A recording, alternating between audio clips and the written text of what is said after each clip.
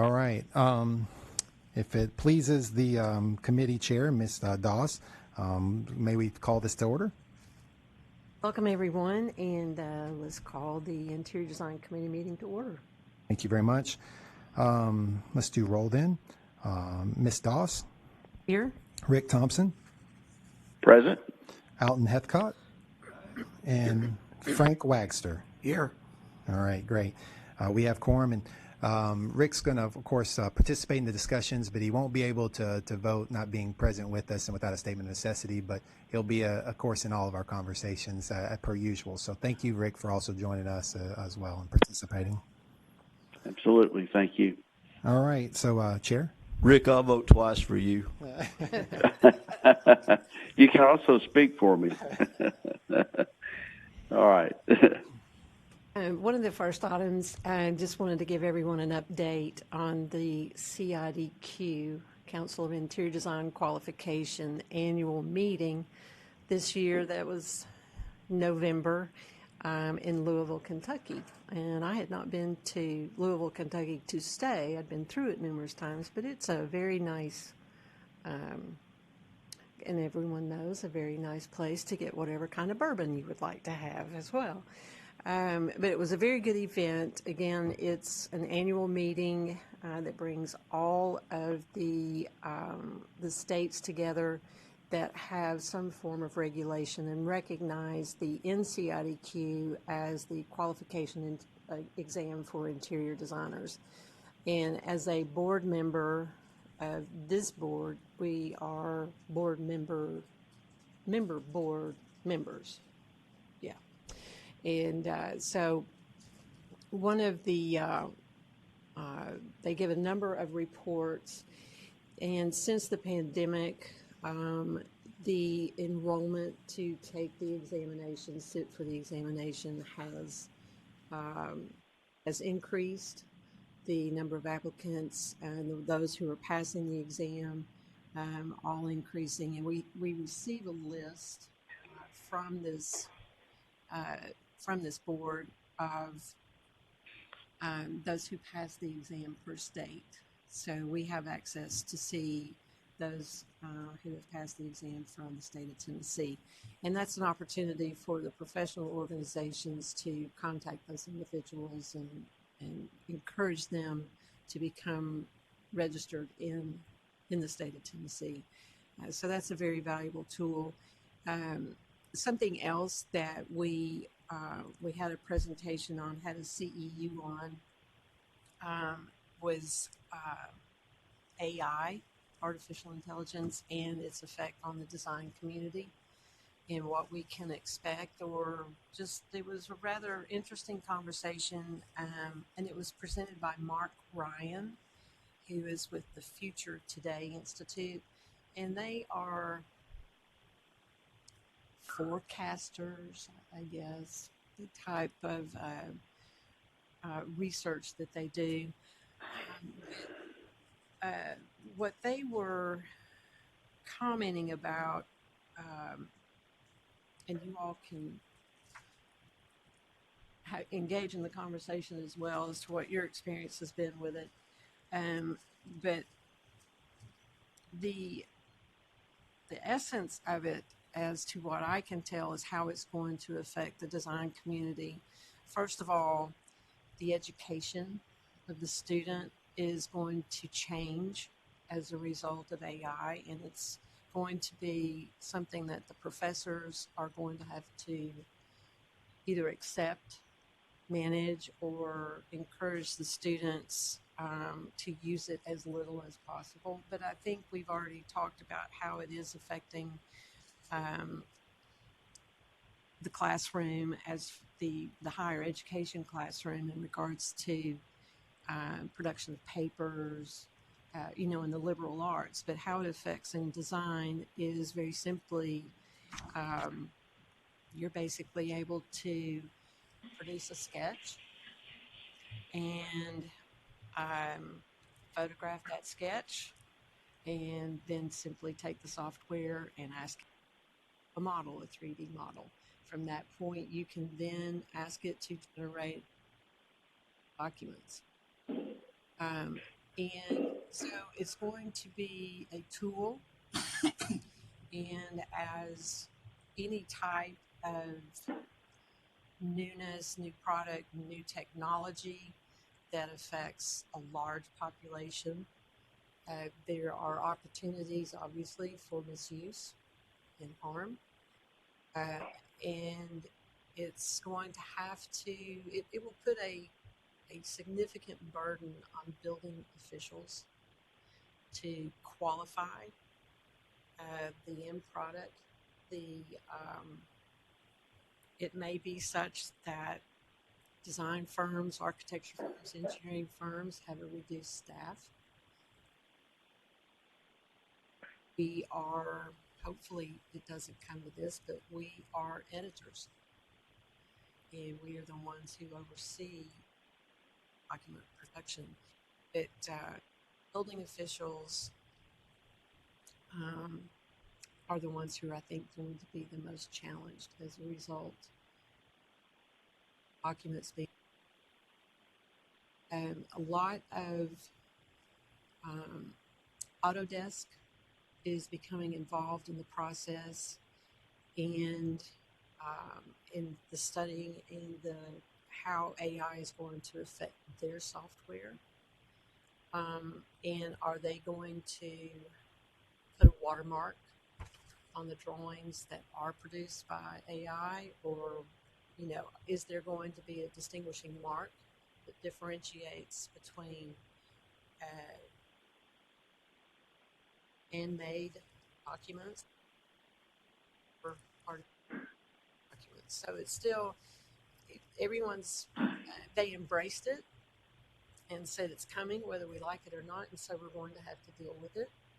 And it's going to take all parties to become aware of it, sensitive to it, and at some point in time, this board will need to be helpful in some way toward the building officials. It may be that there are private investigators that are hired. I know that there are a number of boards that have private investigators that take on that task themselves, as to make sure that the documentation is correct and the individuals who are generating it are regulated, licensed. According to Yeah, I know that we had that as a topic of discussion not long ago, and we asked Glenn to reach out to other member board advisors, and I think Florida had considered that, but that what they determined in the end was that the technology was advancing at such a pace that if they had a law, that in the time it takes to get a law authorized and approved, the technology would be outdated. So they were, I keep saying, I'm going to wait until the technology stops before I learn how to do some of this stuff. Well, that means I'm never going to learn how to do it. I do have another question, though. Was there any discussion about how you check AI? that was where we were, the professionals, the licensed professionals were going to have to still be responsible and have to, do that page turn. But yeah, we still have to put our eyes on it. And whoever has the stamp or whoever is responsible for that set of drawings still is going to be responsible for those drawings. So it's going to be those, the individuals who are not registered, licensed, educated professionals that are going to cause the problem. And that's where it comes down to the building officials and to boards like this to react to those types of situations. So that is, there's going to be abuse. There will be people who are not licensed who are going to get the stamp and be the frank way. Very, very dangerous. I'm assuming that the premise is that all these drones will still be sealed by a licensed professional. I'm not exactly sure if you allow the computer to input all the data, you're still going to have to go through all the calculations and ensure all the compliance with the regulatory issues and design criteria and things like that. I mean, it's not going to be, oh, we're done, yay for AI. Look how much it saved. Look how much time it saved us. There's still I would think, a tremendous amount of checking and reviewing before anybody would put a seal on a drone. Right. You guys nailed it. This is Land Surveyors has something akin to this. So it's on some level AI. This is new, but not new, in the sense that technology itself's been around. Maybe not AI itself writing the plans, but like when you do peg finders and stuff in land surveying work or whatever, we've had some folks offer that and that service, but then they encroach upon land surveying. Or you have land surveying that will use certain software. Home inspectors, same way too.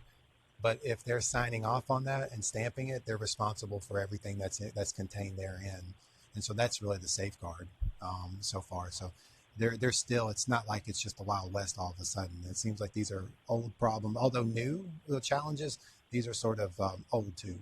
And so just applying that, and it sounds like you guys are already doing that right there. So, and to your point, we're just waiting to see how far this goes. And if there's some other jurisdictions that we can compare notes with. And right now they're all in the same boat. So that's, I guess, good news if you want to think of it that way. We're not behind, that's for sure. And it's a tool, but it's a tool that can be used badly. And until then, we just keep on going. You just keep on stamping the drawings and reviewing the page turns and that type of thing, and still having that human behavior, that human component to the documents.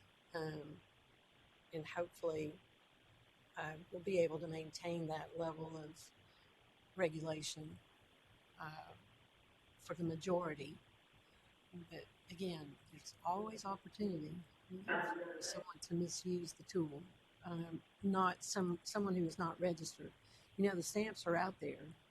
They're on the drawings. People have access to that. And I'm assuming, let's say, for example, if an individual, a professional, didn't think that the AI information provided was detailed enough, there's a mechanism you can use to go in, and obviously there will be to edit whatever the AI produced and provide more detail. That's still going to, you still have to know what you're looking for. Well, hey, this is Rick. It's going to create some challenges. We all know that. But in terms of people sealing drawings, I'm not real sure, Melanie, what you mean by the stamps are out there. If I'm going to use someone else's stamp, possibly, then I'm in violation of the statutes and the laws. Or if I'm not even licensed and I make up a stamp, then that there's really not anything today that can stop people from doing that, regardless of AI, because there is an interior designer that was in Chattanooga and did some projects and made her own stamp, and put on the drawings. And a building official that reviewed the drawings, it was so close to the architectural stamp that they didn't catch it. But when I saw it and I looked at it, when they brought it to my attention, it was very obvious. And I think what they do, what I know Chattanooga does now, is they go in and look to see if that architect is currently licensed on the state website. And that is one thing that we can help reinforce. And as we become educated, the building officials will need to become educated, because this thing, the power of 10, all this stuff that's happening, if we don't do something now, just to immediate kind of, I guess I'll say stopgap, which that's not the right word, then we're never going to catch up, and we may never catch up. It just moves so quickly. But I know there's going to be abuse, and as long as we know there's abuse, and there are some systems in place where we can catch some of these people, then this may need additional laws passed. I don't know. It's the Wild West right now. So, but it's a really serious subject, and I'm glad that you guys were discussing that at your meeting. So, anyway, that's just my comments. There is also another aspect of it, of how you bill for your work. I mean, if you do lump sum work, that's one thing, but if you're doing time and material, how are you going to bill that? I mean, it's going to be a clear violation of a bunch of ethical things,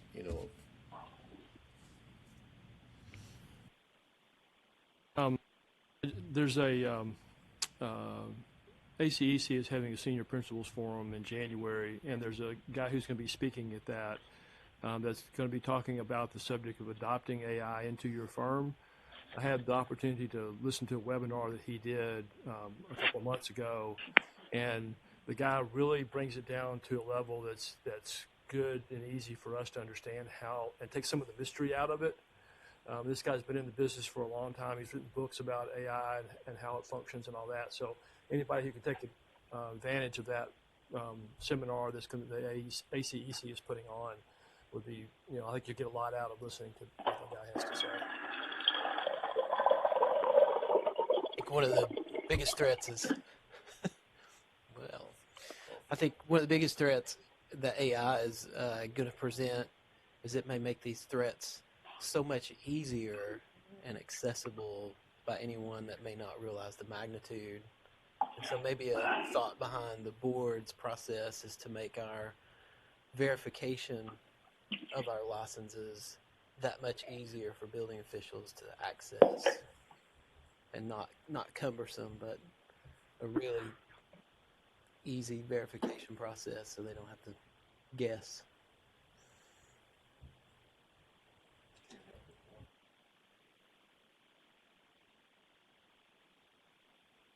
Rob, can you speak in the mic? So I just want to catch you there. We want to pearls of wisdom. That I can't help but wonder how long it will be before building officials are using AI to review projects. I mean, this is going.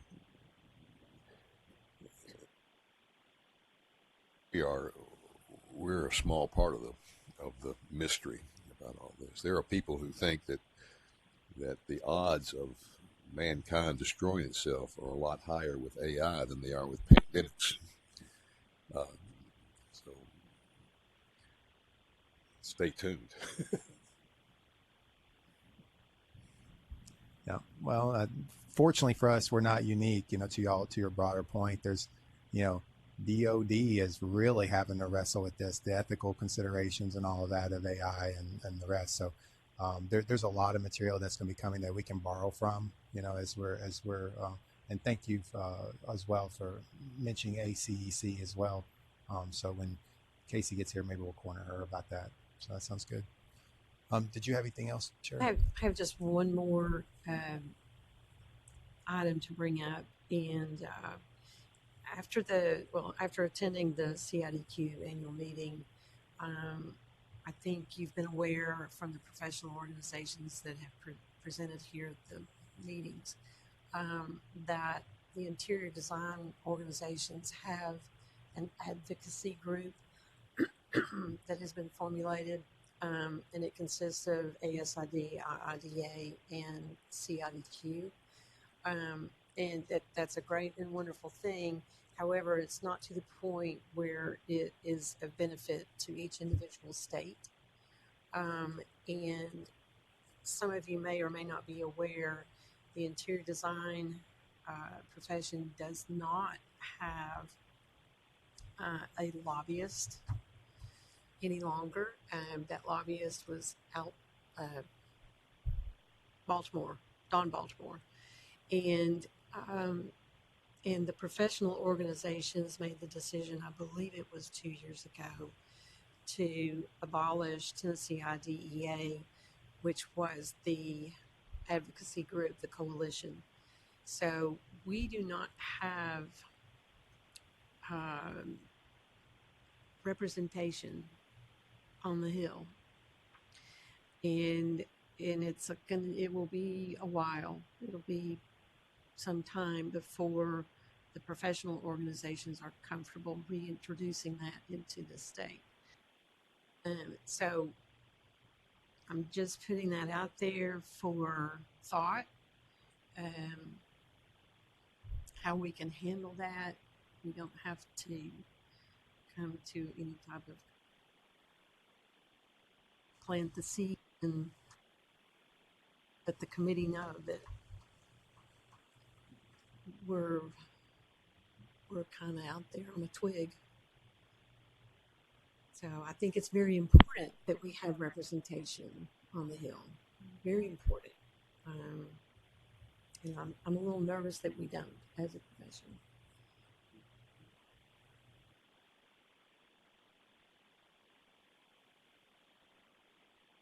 Not affected. Don was, he was the, from 1990. And was, excuse me, very, very familiar with the profession. And was very important in getting the Title Act, getting a lot of in it. Right. So, the best of my knowledge, I don't want to say anything defaming, but they said the professional organization said they did not see that he was of any value.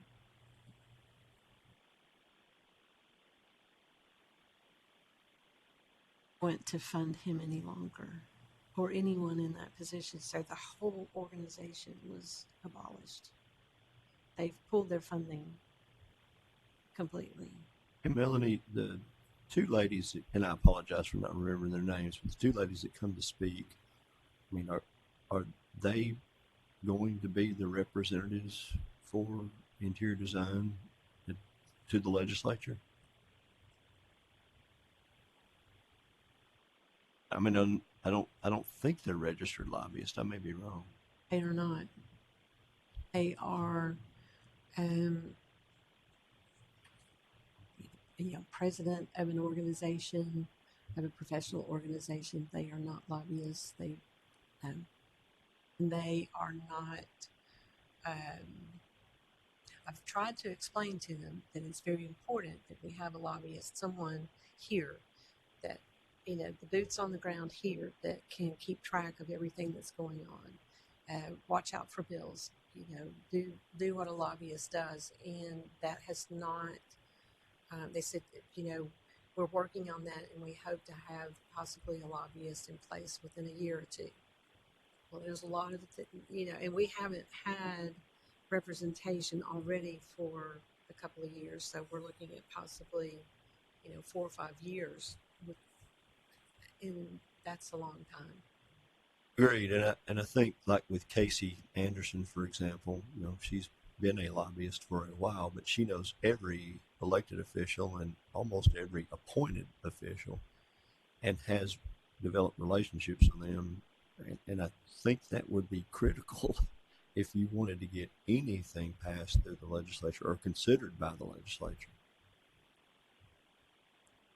Fortunately, oftentimes when bills come up for the A&E board at large, then the discussion sort of opens up to the other professions because there's usually application across those professions. So that helps. But to your point, I understand obviously the desire for, because there are needs particular to each profession.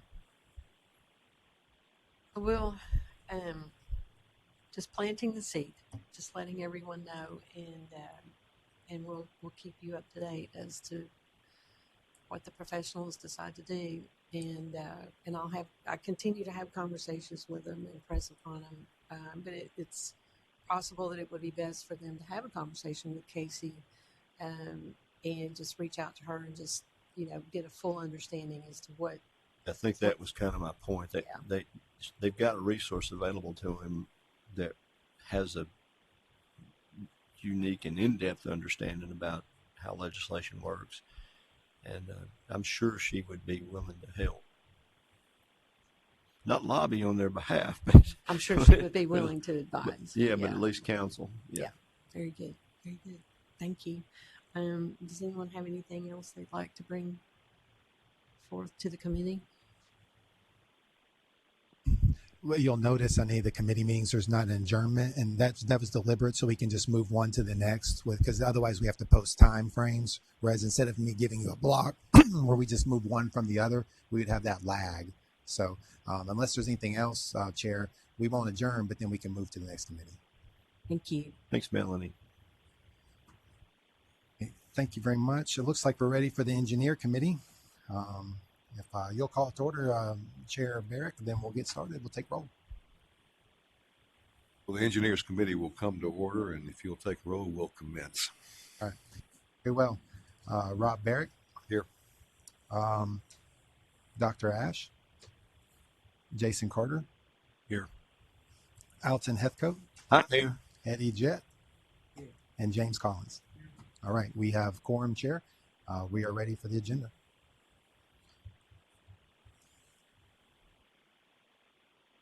Now, the only thing right now is Appalachians. We may get into new business, but right now Appalachians was the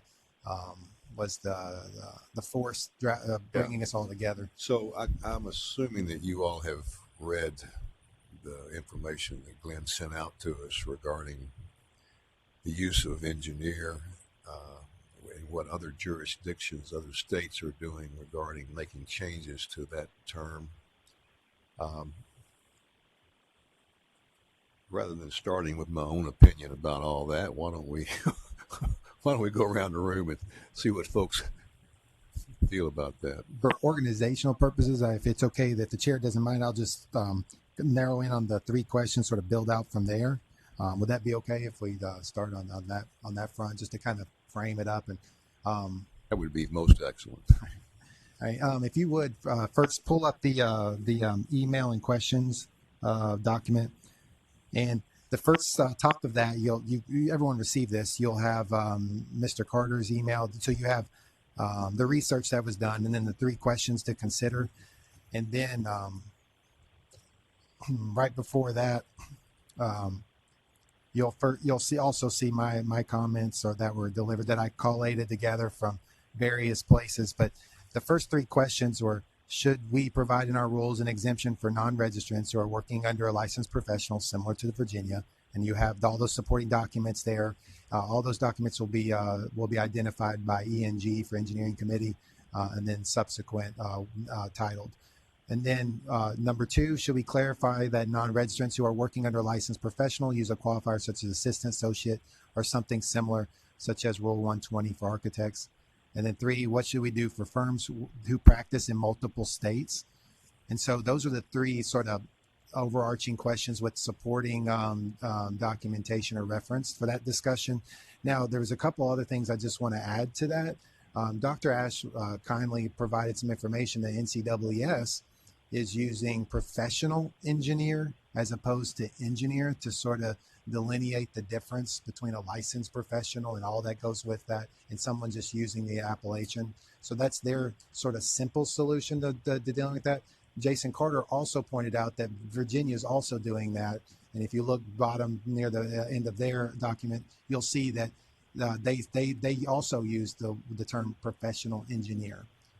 Not to one of the things, though, that we have done on a regular basis is if someone who is not licensed uses the appellation engineer, then there's a complaint or a file issued, and we take action against that individual.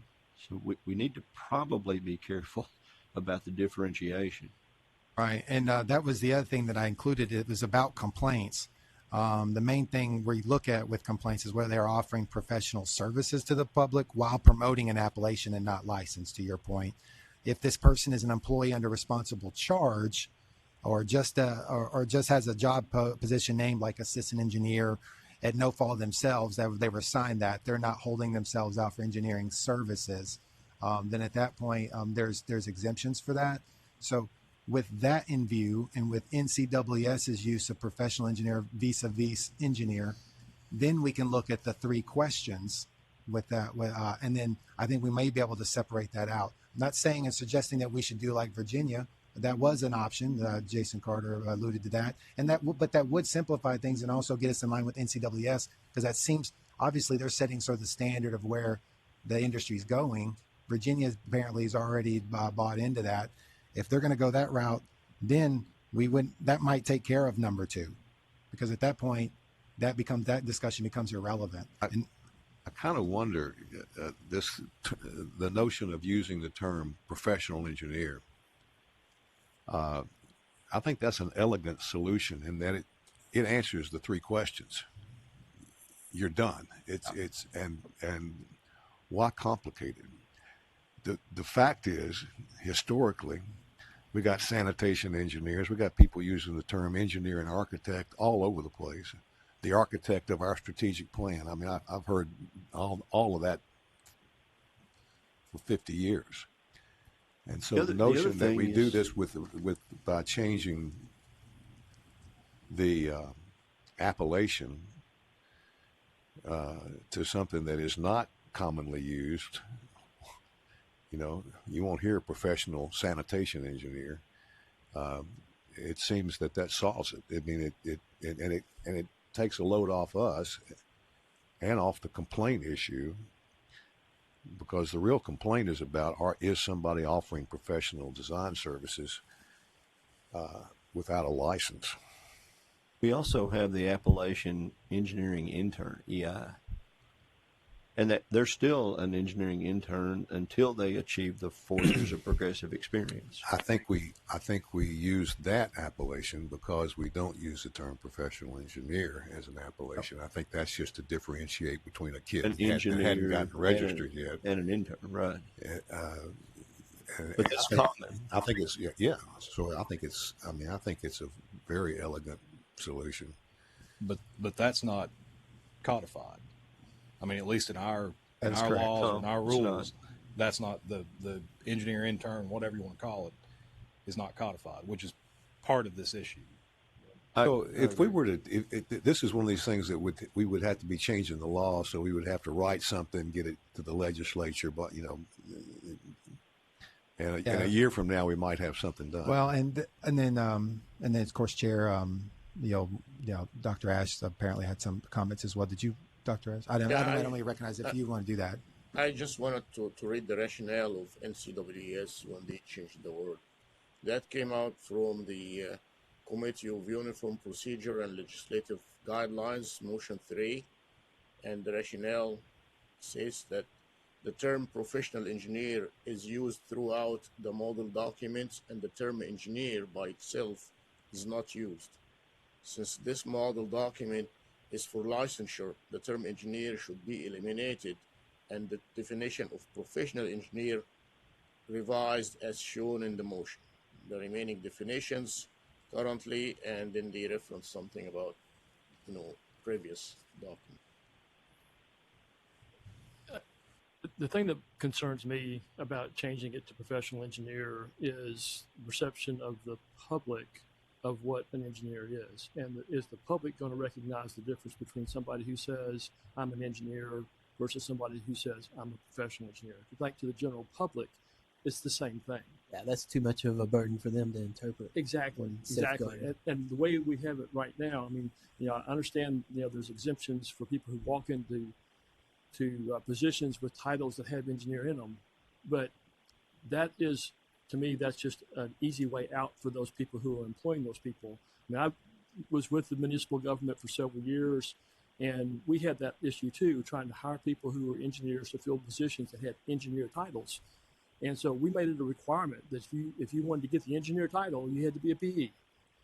And if you don't do that, if you just say, well, they can have an engineering degree, then they're going to go out and hire a bunch of people who are not professional engineers to fill those positions, because they're allowed to do that because the government has assigned that job title to them. They didn't take it on themselves. And it just gives them an easy way out to hire people who are not qualified to fill those positions. So I'm kind of on the other side of the boat here.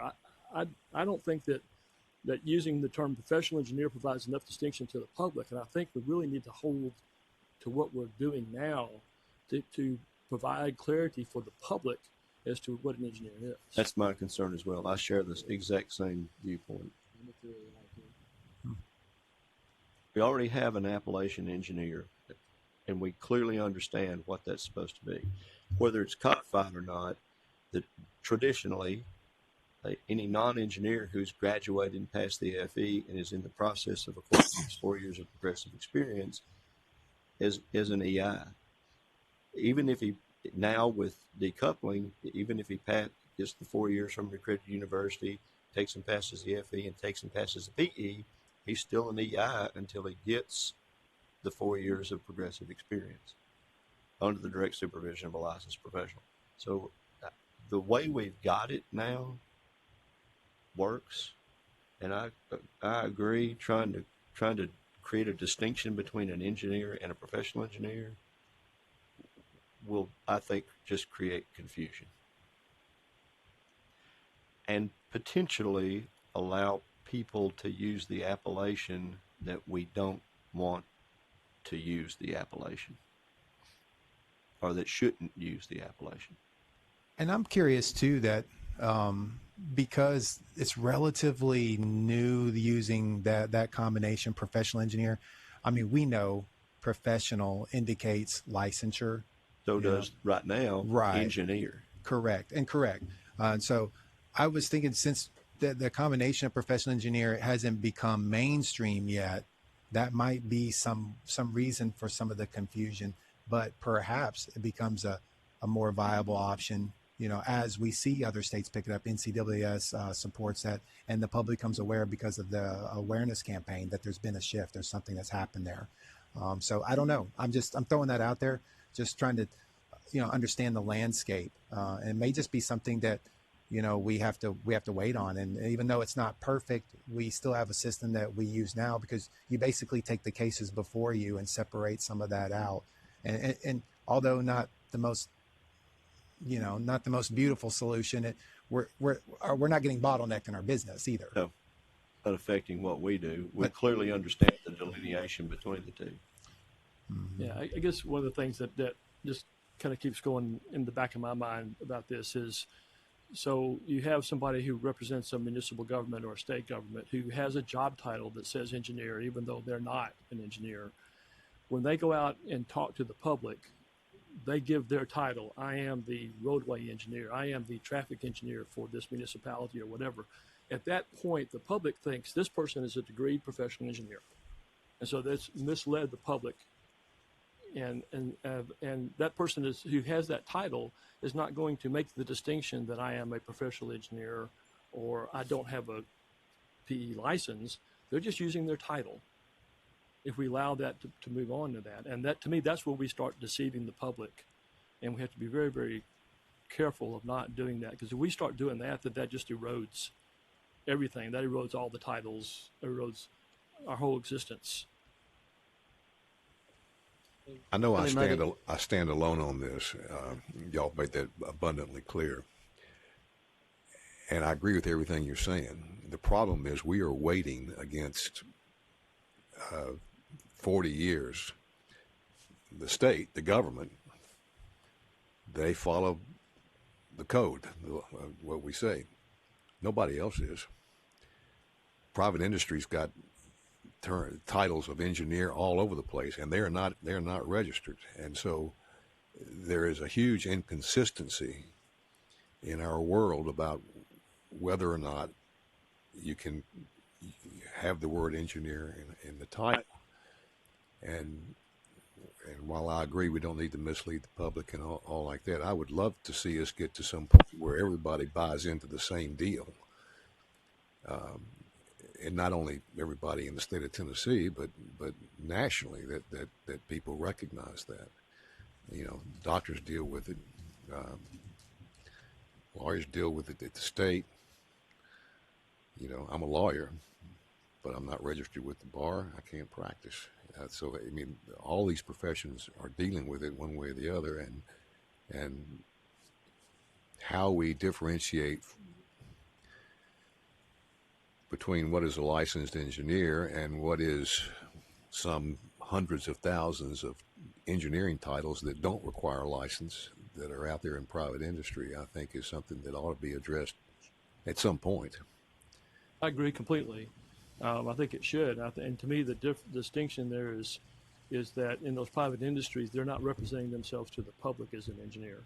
And that to me, that's the distinction. If they ever start doing that, I think that we then have to come down on them for doing They it. lose the In industrial fact, exemption if they a try to licensed practice engineer, outside. the only thing that a licensed engineer gets out of that is the opportunity to have a duty to the public, which lawyers and doctors and everybody and accountants do not have.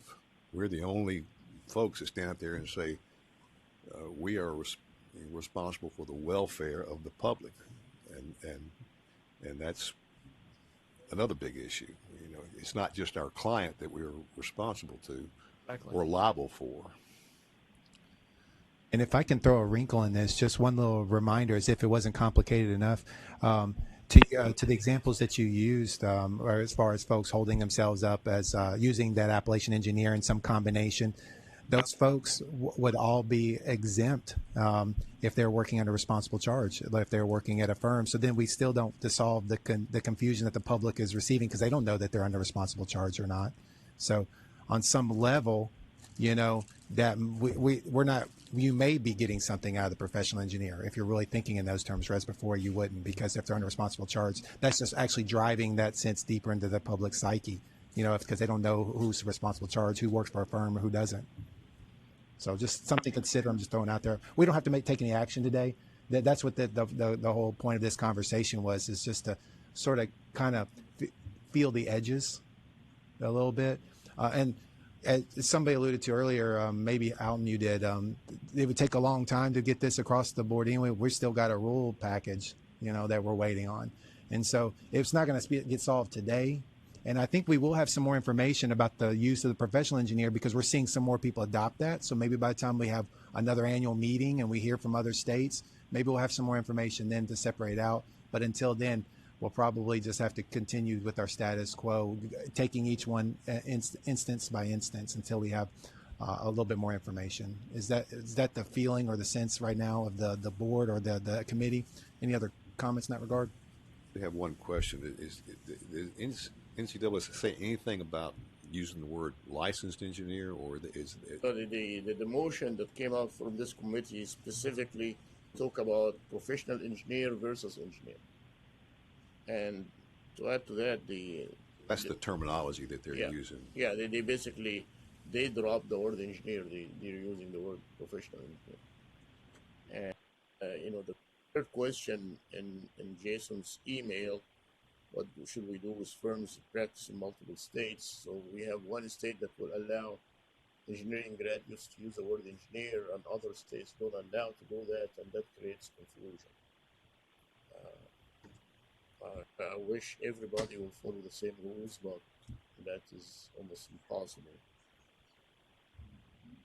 Okay. All right. That's good discussion for you. Just one quick thing. We tried, when I first got on the board 100 years ago, we tried to run that flag up the flagpole about eliminating the industrial exemption. That got killed immediately. Yeah.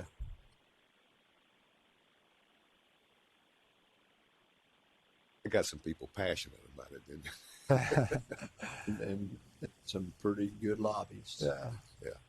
All right. Thank you all for Okay, your do we have any comments. other business that needs to come before this august body? If not, I guess we are adjourned. Yeah, Or we just symbolically. quit talking. Right. yeah, we're quitting. I moved that we quit talking. Well, yeah, you know what? Yeah, you're the last one. There's no one coming behind you, so we could, in effect, adjourn. So. Motion to adjourn. There's the motion to adjourn. Is there a second? All those in favor say aye. Opposed, like sign. We are done. All right. Thank you.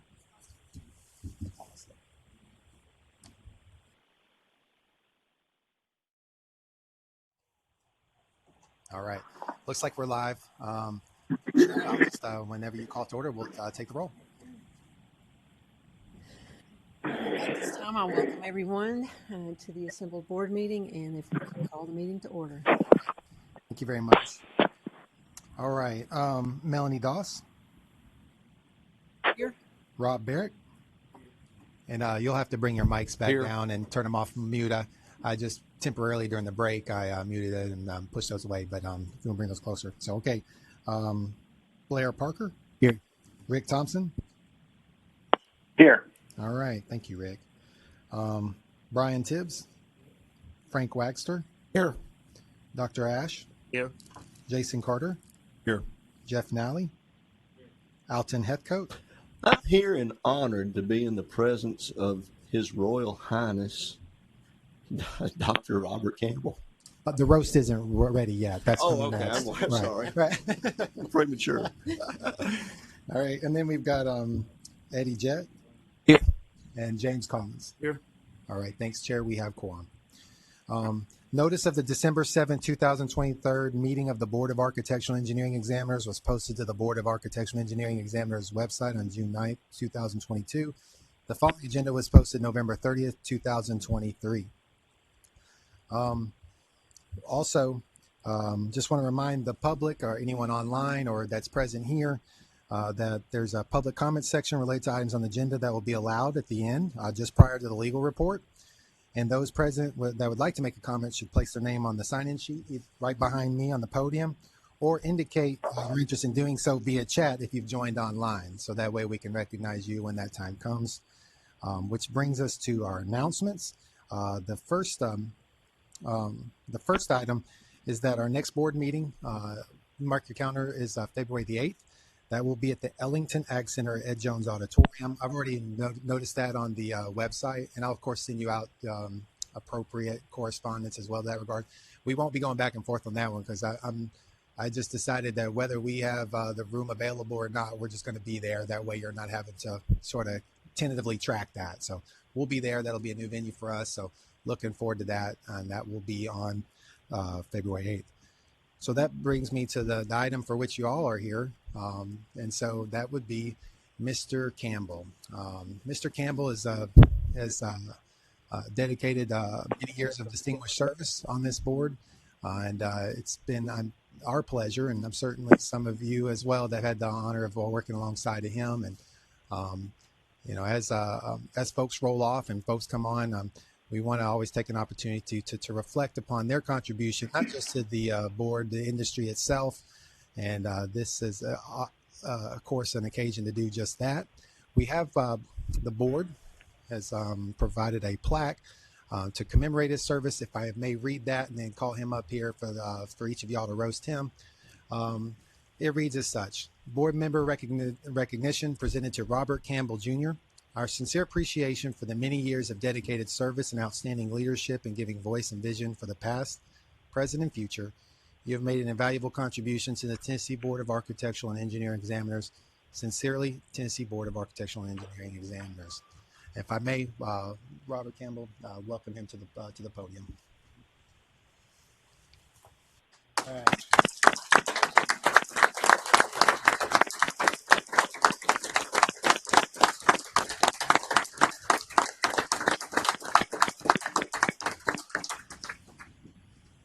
All right.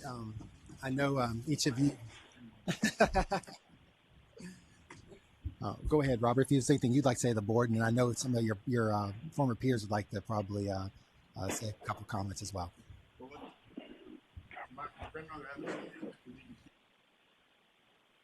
Sorry. Need to have any remarks would be like a young lady's dress, right? It needs to be long enough to cover the subject, but short enough to keep your attention. So hopefully I'll be able to do that today. And I do want to say some stuff really quick. I'm going to try to go through this again really quick. Try to encapsulate 13 years on this board. And the 13 years, I followed up my father, who served 7 years. So we've had 20 years of experience with that. And I think that's where I got my passion for this board was from him. And obviously serving with you all. And I do want to thank Glenn, you and the staff getting to know you all, getting to be around you all. I appreciate everything you've done for me, as well as the other executive directors I've served under. I talked about Michael Schultz, Jennifer Peck, and Pay. Yes, right. And there's another Jennifer. I'm sorry. And then Roxana, John Cothran, all those that I served under, and the staff at that time that I served so long with, Sandra and Wanda G, Wanda P, and the incomparable Francis that we all have. So everyone has contributed to me being able to serve the state of Tennessee, and it's been my extreme honor to be able to do that. I also want to thank all of you all. Okay, when I first got here, I think unfortunately Rick's on speaker. Rick was the only one that was here when I was here, and I was a kid, 13 years ago. But I remember, Brenda Wood. I remember Hal was here, Philip Lim, Dennis Henderson. And there were so many others that through the years took time to invest in me and to bring me to love this board and what it does. And I want to thank all of them. And I get to see a few of them from time to time. Unfortunately, some have passed. But again, I want to leave you with this quick thing, and it's something that I've been sort of thinking about, but it'll come out pretty bad. So anyway, the Bible says that the purpose for government is to provide safety. And I think God in his wisdom wanted to have safety because in a safe environment, it allows all of us to reach our potential. It allows us to be able to do, to achieve things that we're not able to if we're looking over our shoulder, trying to figure out what's coming down the pike. And it's ironic or fitting that this board's mission is also to provide for safety, to provide a better working environment for the people in Tennessee, to make sure that when they get up and go to work in the morning, they don't have to worry about being in an unsafe place, an unsafe work environment, an unsafe road system, an unsafe electric, whatever it is. And you all have a huge responsibility. It's your charge to protect the safety. And again, it's about safety.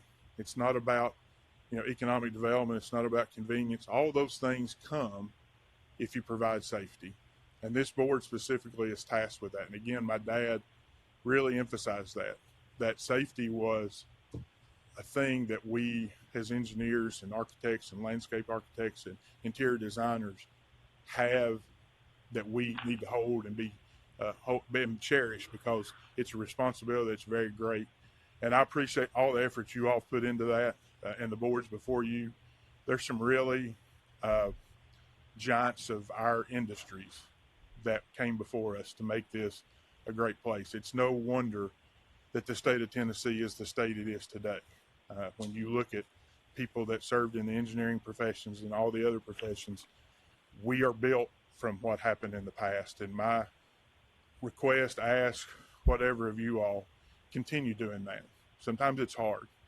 Sometimes it's messy. Sometimes it's all kinds of things, right? But make sure that you look after the safety of the people of Tennessee. And again, I want to thank you very much. And it's been my extreme honor to know each one of you all, to work hand in hand. And I've loved the laughs and every once in a while the look of what the crap is he doing. So I appreciate that. Thank you.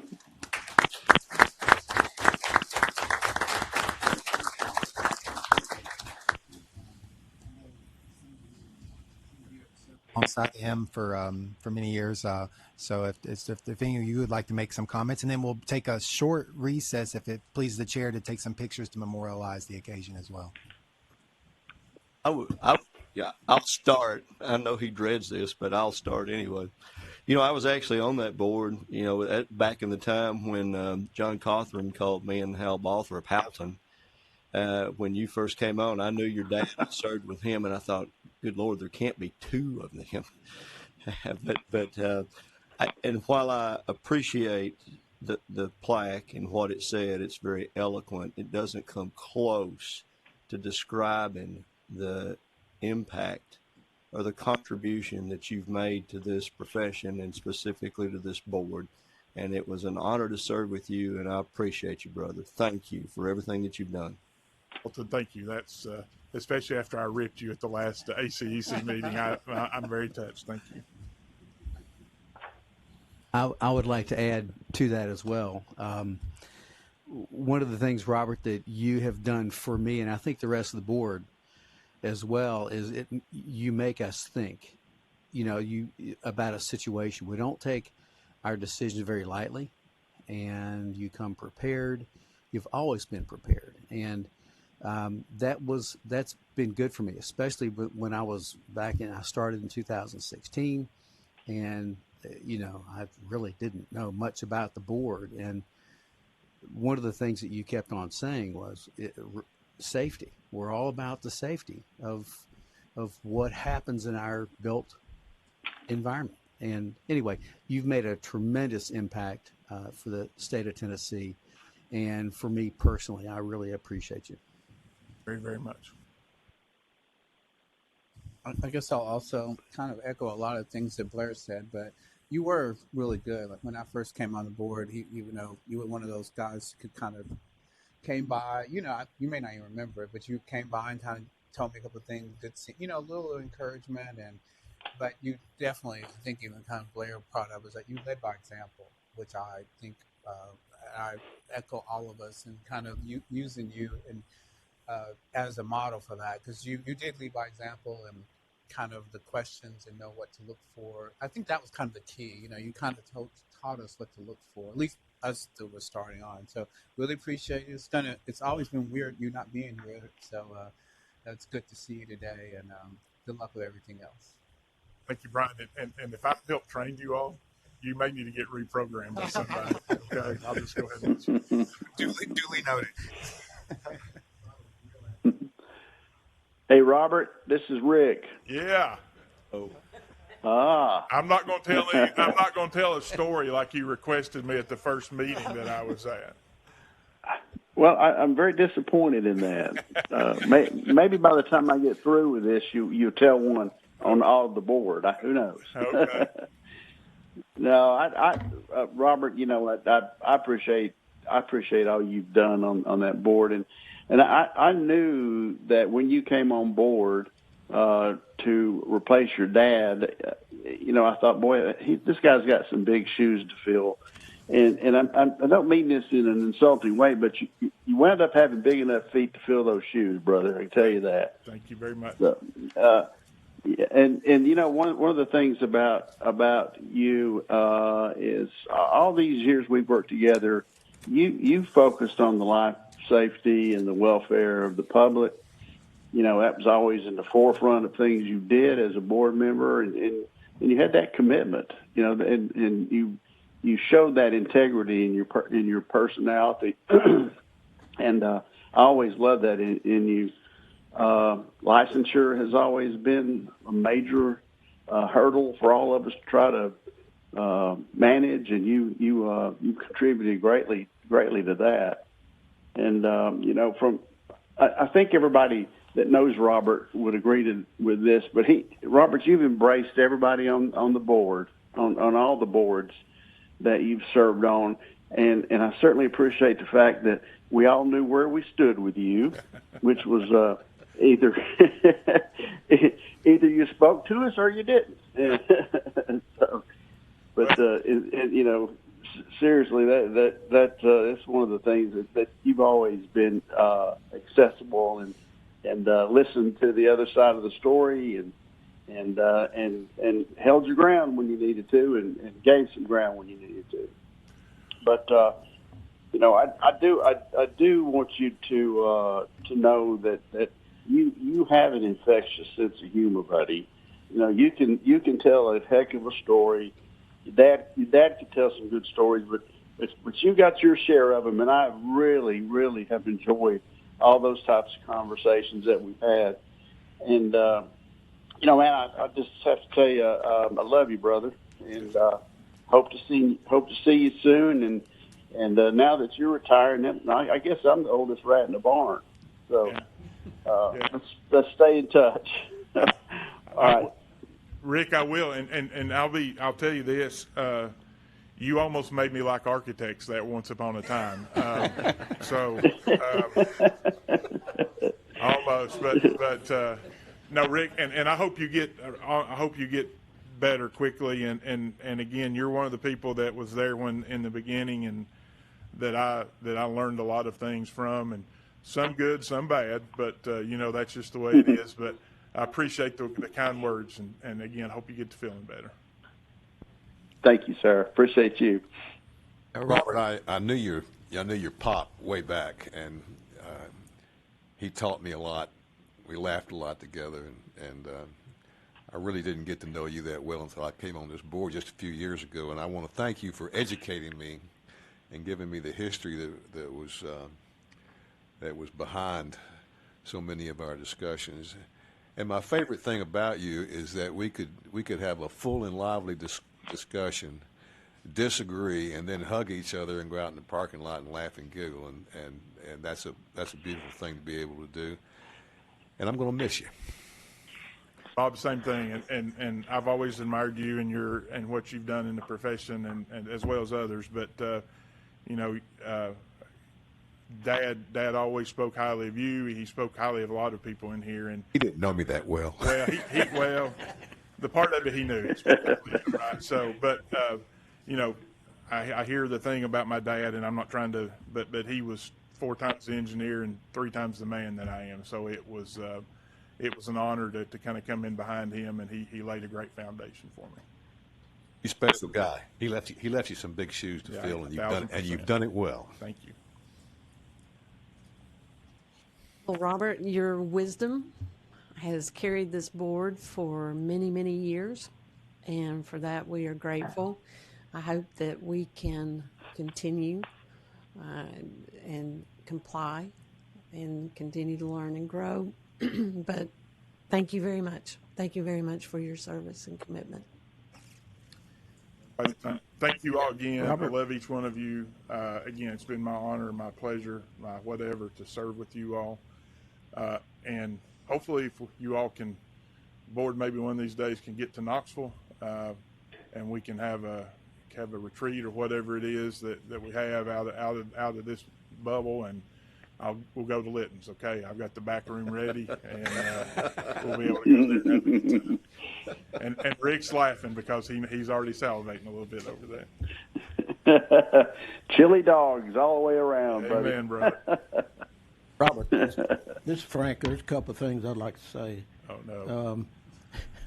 One is, being with an A&E firm, I know a lot of engineers, and we have engineers that I know.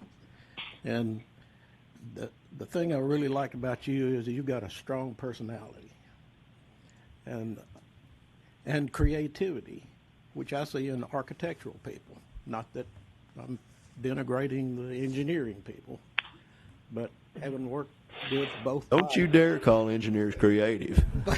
Exactly. But he's creative. I don't know about his engineering work, but his how to manipulate the things that we do on this board have really been helpful to me. And the one thing I will always remember, especially when you were president, is we would be having discussions, and everybody, Alton would have said whatever he normally says, and then I'd be kind of sitting there, and you'd look at me and you'd go, "Okay, what is it? What are you thinking?" Because in a way that really helped me to kind of spur it on. But sometimes I hold back what I'm fixing to say because it might not sound good to somebody. But I know you would always somehow recognize that I was holding back on something. Adding the pencil into the paper. Maybe that's right. But anyway, really, really thank you for being on the board with us, and I hope you have a lot of success in your future. All right, unless there's other comments, Chair, would you entertain a recess so we can take some photos with Robert, and then we'll reconvene afterwards? Maybe all right, 10-minute recess, then we'll be back at 10:30.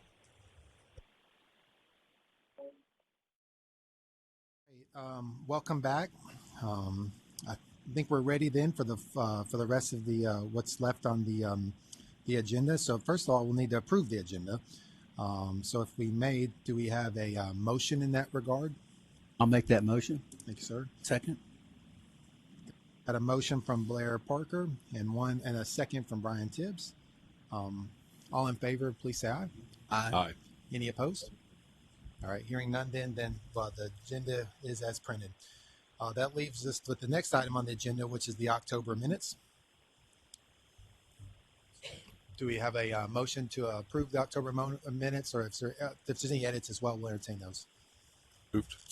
There was one little minor edit that I noticed on page 2 under the board meeting under agenda. It said that Brian Tibbs made a motion to adopt the minutes. I think that should be to approve the agenda, not adopt the minutes. Oh, thank you. All right, we'll make that that adjustment. Let me put that in there right quick.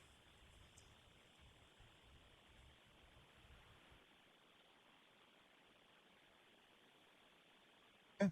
With that one edit, do we have a motion to approve with the aforementioned edit? So moved. We got a motion from Rob Barrick. Do we have a second? Second. Got a second from Blair Parker. All in favor, please say Aye. Aye. Any opposed? All right. Hearing none, then I think we're ready for the professional society reports. All right. Casey. Good morning. Casey Anderson representing the engineers. Have a couple little updates for you. One is last month we celebrated the Engineering Excellence Awards and had really outstanding projects across the board. But I wanted to mention that this year's Grand Conceptor winner was Burns Cooley Dennis for the slope stabilization on I-40 in Roane County. Really exciting to see a smaller firm step up to that Grand Conceptor Award. So it was a really great evening. We celebrated 30 projects, had about 300 people there, and it was just a fun night. A few things coming up. Our risk management road show, which is no longer on the road, is tomorrow. That's a joint venture with ACEC and the architects, the local AIA chapters. It will be in person at Smith Sackman Reed tomorrow, but there's also an online option. So we hope to have lots of people discussing the fascinating topic of risk tomorrow. So that is, as Alton knows, we have moved that over time to make sure that you all are able to go if you so desire. So it's on our website if you need to sign up. Thank you, Casey, for doing that. Sure. And thanks to Risk Strategies for always stepping into that role as well. Really excited about our Senior Principals Forum, which will be Friday, January the 12th. We've got a speaker I think you all discussed earlier, Mehdi Norbash, who is he's coming in from California to talk about adopting AI into your firm. He's outstanding. I know James has seen him speak. He's worked a lot with SSR and some of our other firms, and he's just unbelievable. I'm really excited about having him come in. We also have Pete Atherton is going to talk about advanced strategies for new era talent attraction and retention. And we're going to do a private markets update with Thomas Grogan, who's the Senior Director for Economics and Private Markets at ACEC National. We've also got a number of folks coming to talk about TDAC, TDOT, and some other F&A and some of the budget issues closer to home. But I'm really excited about that. So that'll be the second Friday of January. And it will be at the Marriott at Vanderbilt. Our leadership PE class will be announced really soon. We're about ready to roll that out. I'm excited for that group. They'll do 5 months of pretty intense leadership coursework, 2 days a month in person around the state. It's a great program, and we love it, and thrilled that we have a very talented group coming into that program this year. And then I just want to add on behalf of me personally, but also ACEC and TSB, our thanks to Robert Campbell. He really has taught me a whole lot and has been very patient with me over time as I sort of ingratiated myself with all of you. He's just done a really outstanding job, and we're grateful for his service, continued service. But I'm available for questions should you have any, but thank you for having me as always.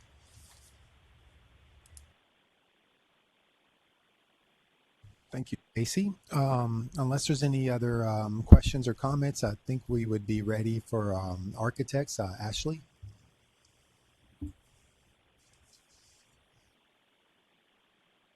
Morning, I'm Ashley Cates, Executive Vice President of AIA Tennessee. Thank you for having me and letting me speak. It's going to be pretty short today. We wrapped up our planning retreat for 2024 this past November. We were down at Pickwick State Park, which is really great. If you haven't been down to Counts, head down there. It's newly renovated. And so we had a really good conversation over 2 days, bringing in our local components, learning what they were doing, and then how we could, help enhance their programs as well as not duplicate them. So most of you may know, but like the state component really focuses on the conference and education and advocacy side and enriching membership and helping our emerging professionals. The local components are our executive directors are the face of our membership. That's who our members contact if they have a question, if they have a specific need, and then I work with the executive directors to, if it bubbles up at a state level, we work together on certain issues. So we wrapped up our State of the State presentations, which we're calling them member meetups now, but that's where we go across the state with the local components. My president is Valentina Cochran. She's soon to roll off, and Matt Lyle will be joining us as the president from Chattanooga. That's where we go around and just give an overview of what's happening at the state level on government advocacy work, how we're helping our emerging professionals, and conference information. So speaking of conference, our conference is going to be held in Knoxville this year, August 7th through the 9th. And so we're excited about that. It's going to be at the Marriott. It's been newly renovated. I will get in touch with Glenn.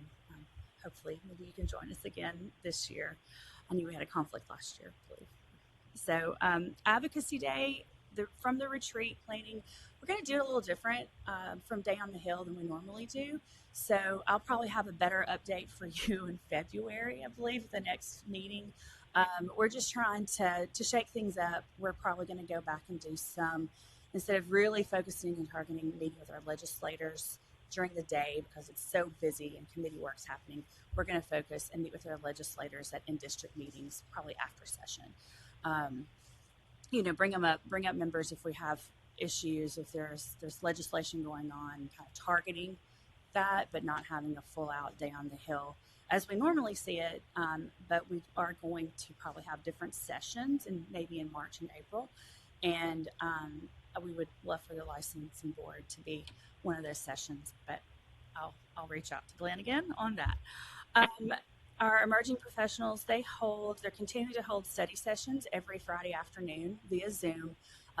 Local components help with getting our members licensed, but we also, as a state organization, want to help that in the realm of the statewide aspect. And so we provide, thanks to COVID, we provide an online study session so members from across the state can come together and work together on focusing on getting their licensure.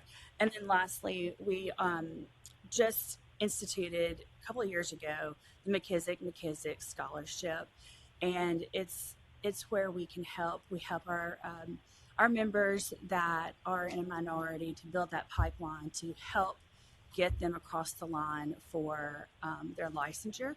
And so we distributed, I think it was around $3,000 this year to some of our members to help pay for their exams in the process of licensure. So we're excited about that.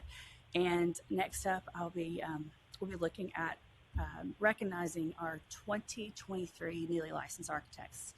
And those will be given a complimentary registration to attend the conference. And I'll probably be reaching out to Glenn about getting those individuals so we can get those names. But we appreciate the partnership and your help on that. So if there's any questions in particular, I'm done with my report. Thank you so much, Ashley. Thank And you. also, as Mr. Ridley is making his way up to the podium, for all of our associations, some of you guys walked in at the very sort of end after I made the initial announcement. Our next meeting will be at Ed Jones Auditorium at Ellington Ag Center on the 8th. So.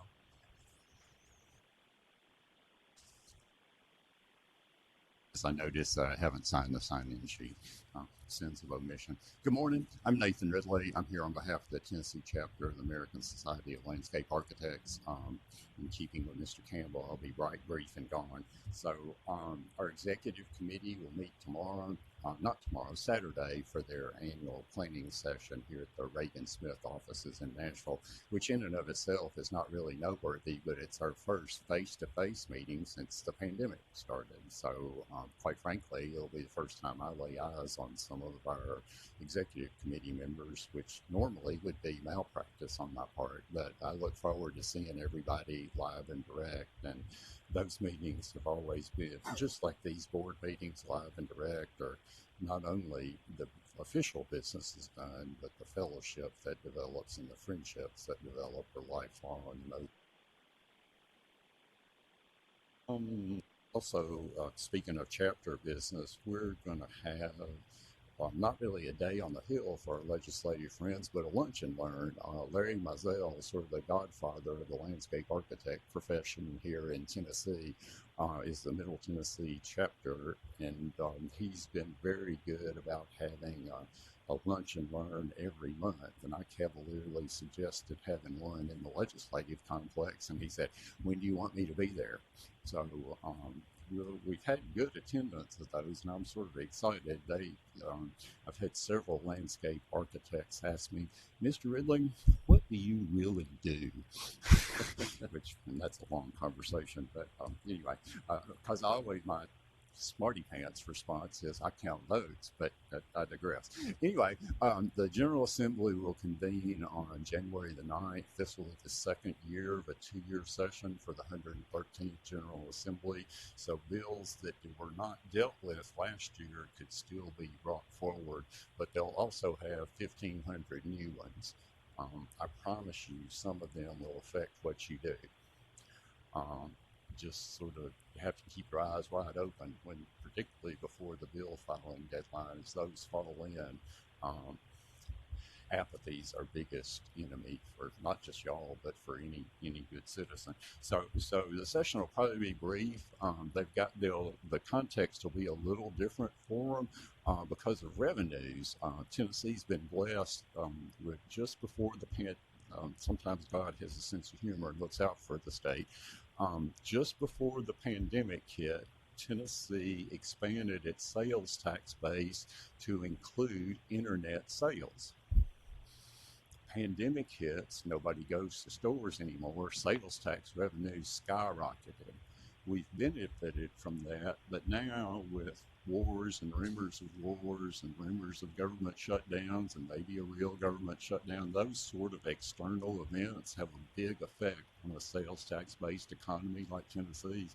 So the funding board met just last week and said zero growth. But, I mean, the range is like minus 0.5 to plus 0.5, which is just, we haven't seen that recently, so that'll change. You'll see bills fail that might have a $10,000 fiscal note if those numbers come to pass, whereas before those are just funded easily. Y'all don't care a lot about this. This is really important to landscape architects. Wetlands, waters of the United States. It's a big, WOTUS is the acronym, which I'm not going to get down in the water too much, but there was a recent decision of the U.S. Supreme Court that restricted the authority of the Environmental Protection Agency in that permitting. And we've all, I don't know about y'all, but every landscape architect has lost a good site because they were within 5 miles of an unnamed creek that was considered to be a wetland. And so I think the General Assembly, I think the Lee administration will have a bill from the Department of Environment and Conservation to address that topic. And our group will watch, and many other groups will watch that closely. I guess last but not least, I too owe a debt to Robert Campbell. He was always nothing but kind to me. And in some states, landscape architects and engineers are suing each other. And that's not been the case in Tennessee. Quite frankly, I think it's because this board covers all the design professionals, and I think that's a good public policy decision by the legislature. But just on a personal level, Robert was nothing but kind to me, and his dad was nothing but kind to me. The entire Campbell administration's on this board, and I will always be grateful for that. Just to give him one more little shout out, if he wants us to meet at Litton's and have pie in the back room for ourselves, we should have a retreat. And on that completes my remarks. I'm happy to respond to any questions or comments. Okay, thank you all very much. If I don't see you, I hope the holidays treat you well. Okay. Thank you, Nathan. I think we're ready for professional societies from interior design. Hannah, Claudia, or represent from that group.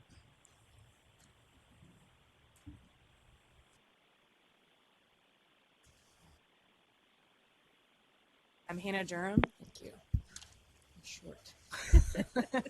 I am president-elect for the American Society of Interior Designers, and here I have with me. I'm Claudia Lofton, president-elect for the IIDA Tennessee chapter.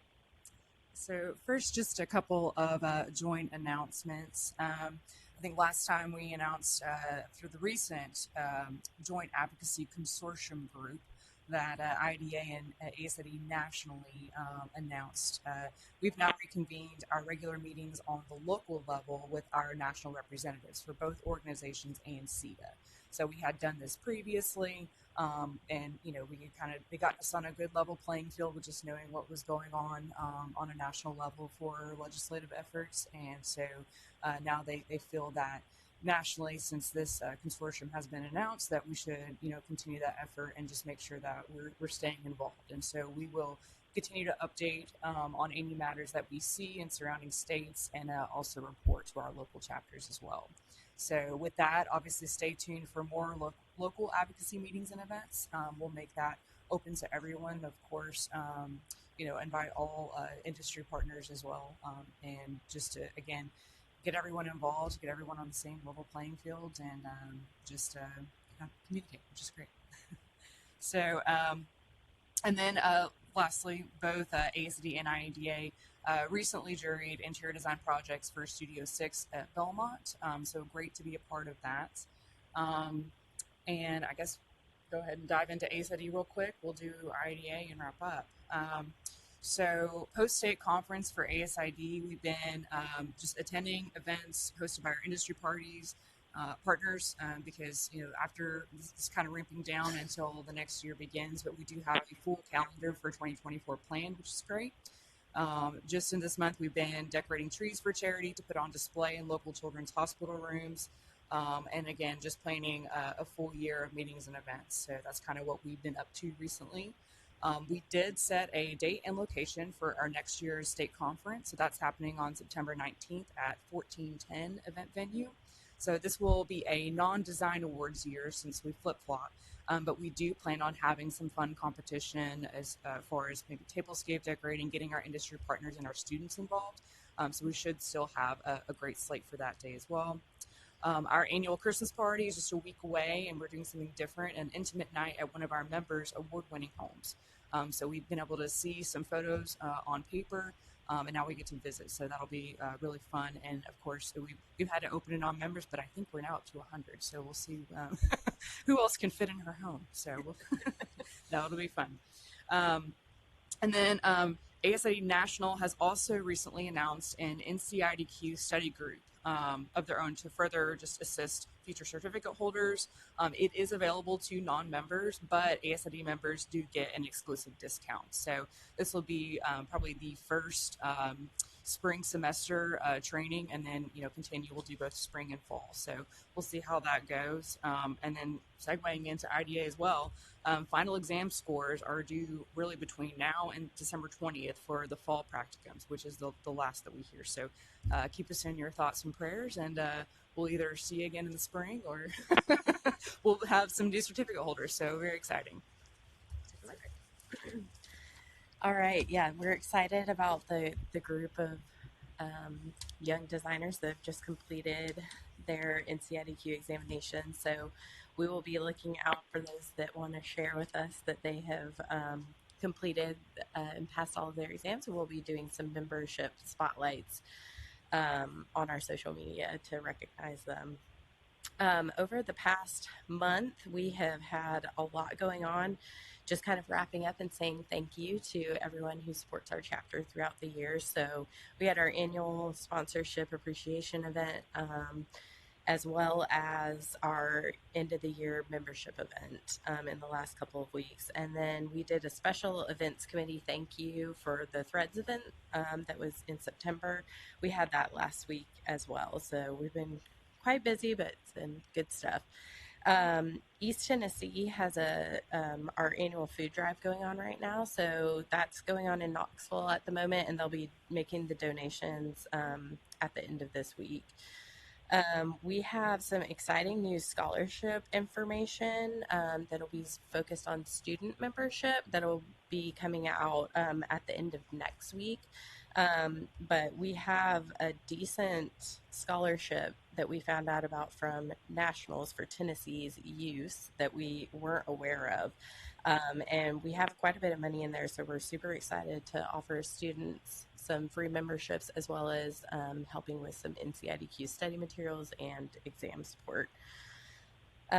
We are also planning to issue a statewide membership survey after the new year. We're hoping that this will help us gather some information on different types of events and education, ongoing education opportunities that are really desired by our membership so that we can kind of focus in on what events we are providing in 2024. On January 17th, we'll have our next national advocacy call. We will also be having a national NCIDQ webinar that day. And this will really focus on the ways that the NCIDQ can benefit your career path. And then the first weekend of February, we will also be attending in Chicago the Winter Chapter Leadership Conference at IIDA Nationals, and as well as an advocacy workshop that will be going on then too. So we're looking forward to getting our new NCIDQ certificate holders registered with the state. That'll be our next push for them once we track down all their names. But we appreciate y'all having us, and we'll take any questions if you have any. I would like to say how impressive it is that both of y'all mentioned community outreach things that you're doing. That's fantastic. It makes me think, Casey, maybe we ought to talk to the old boring TSPE guys about, hey, I'm afraid we get run out of places. But that's impressive. Thank you for what you do. So much for having us. Thank you for the reports. Appreciate it. All right, thank you, ladies. I believe we're ready for the director's report section. We'll just dive on into the budget report. This will be information for information purposes only. It's that time of the year where we are going to be able to go over our reserve balances first, and then get into the trending for this fiscal year to 2024. So we'll just take a quick snapshot. Of course, you know how it works. It's basically a P&L chart, except for in reverse here. For some reason, we put our expenses on tops with revenues below. But nonetheless, if you'll look through that, you'll notice about midway down, about 3/4 way down, total expenditures. And if you're looking at the prior fiscal year, that was 2023, all the way over to the right, you've got 1.1 million in expenditures. If you go down to net revenue, just below that, you'll look at 1.6. So we had a surplus of 564,000, adding to the total reserve balance after core expenses of 3.6 million. So we're healthy.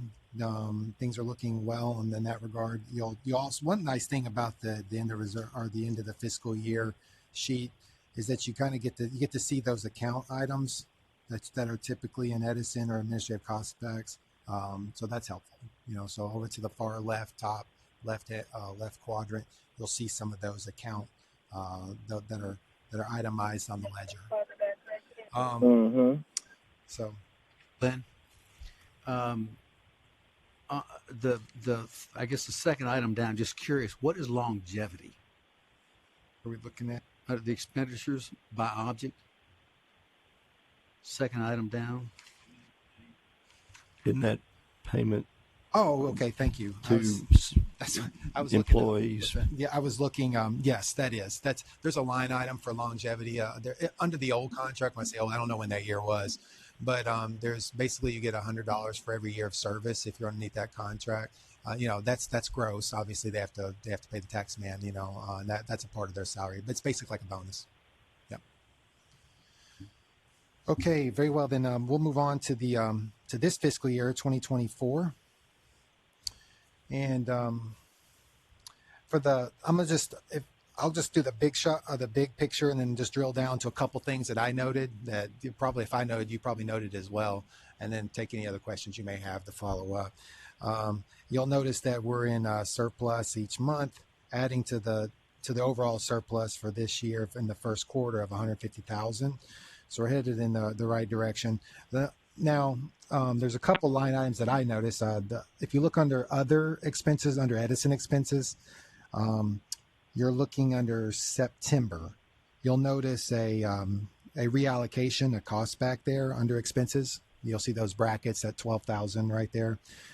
There was a large $22,000 reallocation resulting in a charge back, which ended up in that $12,000 minus those expenses. That reallocation is for grant money that was not spent and therefore refunded back to the program. So they have to turn in their receipts, as you know, end of August, and for anything that they expended through June, and then we that rolls over, and that allocation happens in September. So you'll see that's pretty standard. That was the same last year. We had a reallocation then as well. You'll see it in September next year. If it's in the appropriations budget, which I suspect it will be, but nonetheless, same carrying forward.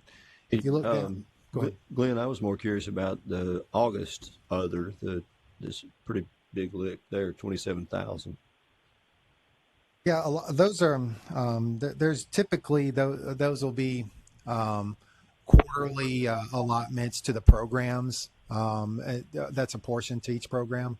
I didn't see anything in the ledger that just jumped out at me. That's pretty consistent with August for previous years as well.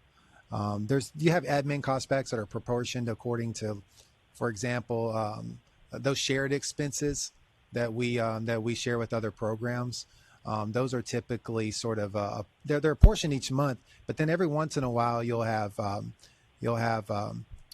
some additional expenses that are shared across programs. For example, in August, we were rolling out Reg Access. Well, so you'll probably notice that there's and right there in September too, Customer Service Center is getting a bump. So we're gonna pay a little bit more to Core, to our vendor Tyler Technologies in August. September it rolls out. Now we're paying on the service side. Those type of things are pretty typical, and those are across the programs. If it was isolated to A&E, I would have more reason for concern. But when I see that those same line items dovetailing with a rollout like that, I don't get too nervous about it. And those that I have particular questions with, I'll just pull the ledger, like I did with September 2022. We have an accountant over there, and we've got a new one coming on board here pretty soon. But then they can give me an itemized list of what's on that ledger, and then I can look at that if I need to drill down. But when I see trending like that that's pretty consistent across programs, that dovetailing with the program rollout like that. And then I see the service side taking the hit after it's been rolled out. That tells me the story I need to know on that one. Thank you. Mm-hmm. Yeah, good. No, those are great questions. I'm glad you guys are looking at that. That's good. It helps me out too, because if there's some, obviously I can't be everywhere, so I need the board and the staff to sort of cover my six. So I appreciate that, providing some overwatch on that regard. The other item I did see too is for the September line item under admin cost backs. You go down a little further. There was a bump there. You'll see the 282, the 630, then the 4,000 right there. That's a little bit inconsistent with that trending. It's not a huge amount, but enough that I looked at it. September again is a catch-up month for billing. This is their normal practice because the close period is June, so it's pretty hectic. So they catch up in September.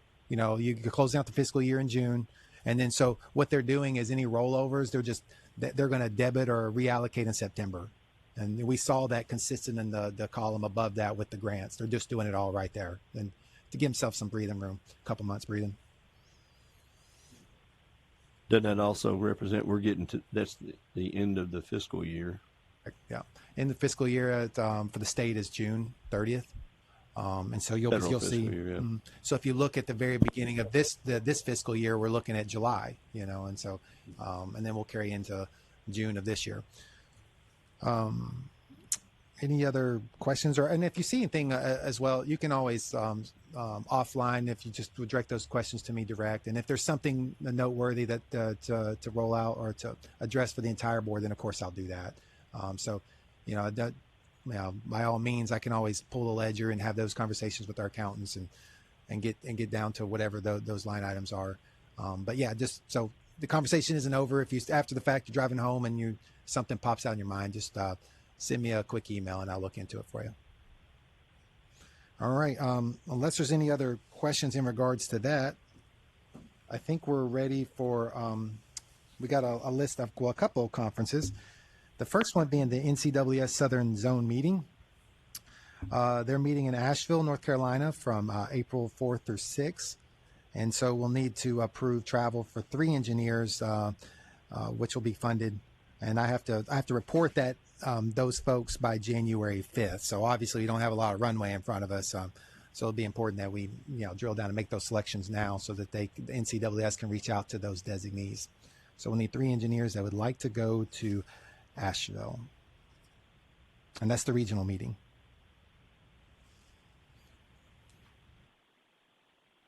And I'll be going to that one as well. I don't typically I can't go to every meeting, but I haven't been to a regional one, so I need to connect with my counterparts in this region. So I'll do that one. But it is April 4th to 6th.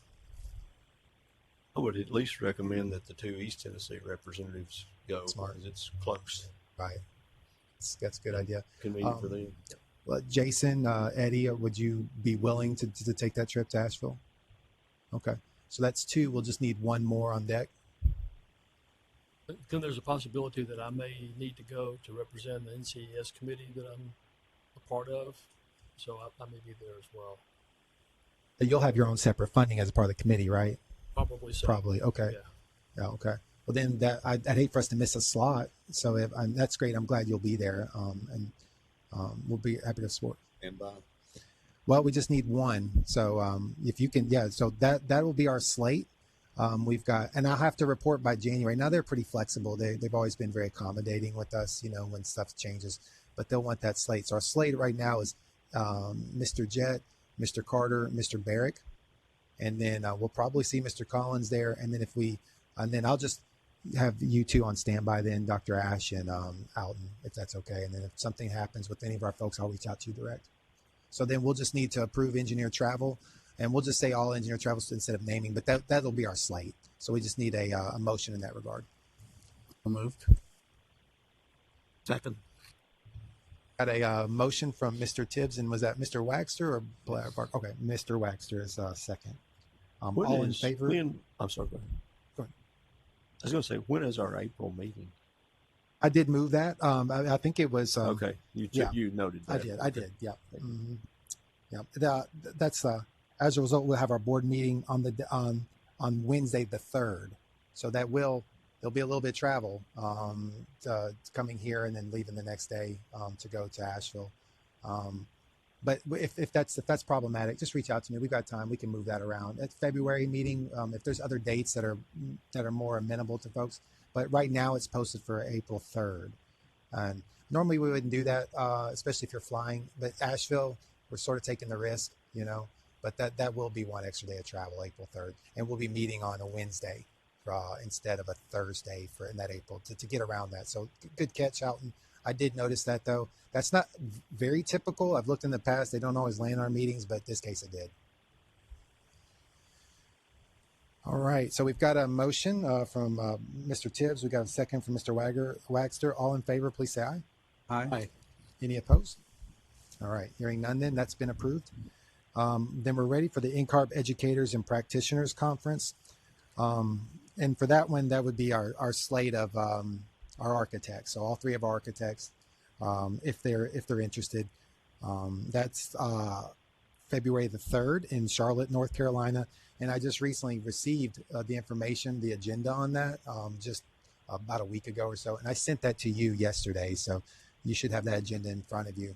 But we just need to approve travel. And if Mr. Waxter, Tibbs, and Mr. Thompson online, if you could just indicate your interest, we're going to write up we'll write up the travel authorization and get that routed. But just indicate your interest or whether or not you'll be going or not. Yes, sir. Through email. Okay. So yeah, we'll just need a vote in that regard. Do we have a motion to approve architect travel to the educators conference in Charlotte? So moved. I've got a motion from Mr. Parker. Did we get a second? Yes. We got a second from Mr. Barrick. All in favor, please say aye. Aye. Any opposed? All right, hearing none, that's approved. And then we have conference updates and committee reports. They're somewhat of we do have a conference update from Miss Doss. She went to the Council for Interior Design Qualifications, the CIDQ annual meeting in Louisville, Kentucky from November 10th to 11th. Do you want to just take that with committee reports and just sort of roll them up in one? Because you'll have to be fine. Okay. In that regard, then we'll just go straight to committee reports, and interior design's first up. So please. That's great. Thank you. As Glenn mentioned, the CIDQ annual meeting was in November in Louisville, Kentucky. Very nice place to visit. A lot of bourbon going on there. So, but these types of meetings constantly remind me of how successful this board is as being a joint board. And we are definitely high functioning in comparison to a lot of the other boards across the state or across the United States. And so for that, I applaud our efforts and Glenn for administrating and directing us. But it was a very good meeting. It's an indication that the pandemic, the results of the pandemic, people are coming back, taking the exams, as reported by the professional organizations. There is an uptick in individuals sitting for the examinations, so that is good news. Another very important conversation that seems to be a conversation with a lot of the boards is the effects of AI and how we need to address it in our business and in our profession. And we had a very good discussion about that with the Interior Design Committee. And the essence of it is coming. We're going to have to learn how to integrate it into the business, into the profession, with a watchful eye, but use it to our benefit. That as with any new technology, anything new that affects a large volume of people, there are opportunities for misuse and abuse, and that is something that all professions, all industries are going to have to deal with. So that is a conversation I'm sure that we will continue to have on this board. I think that pretty much concludes the Interiors Committee conversation. Thank you, Ms. Doss. Was there any follow-up questions or comments from the rest of the board?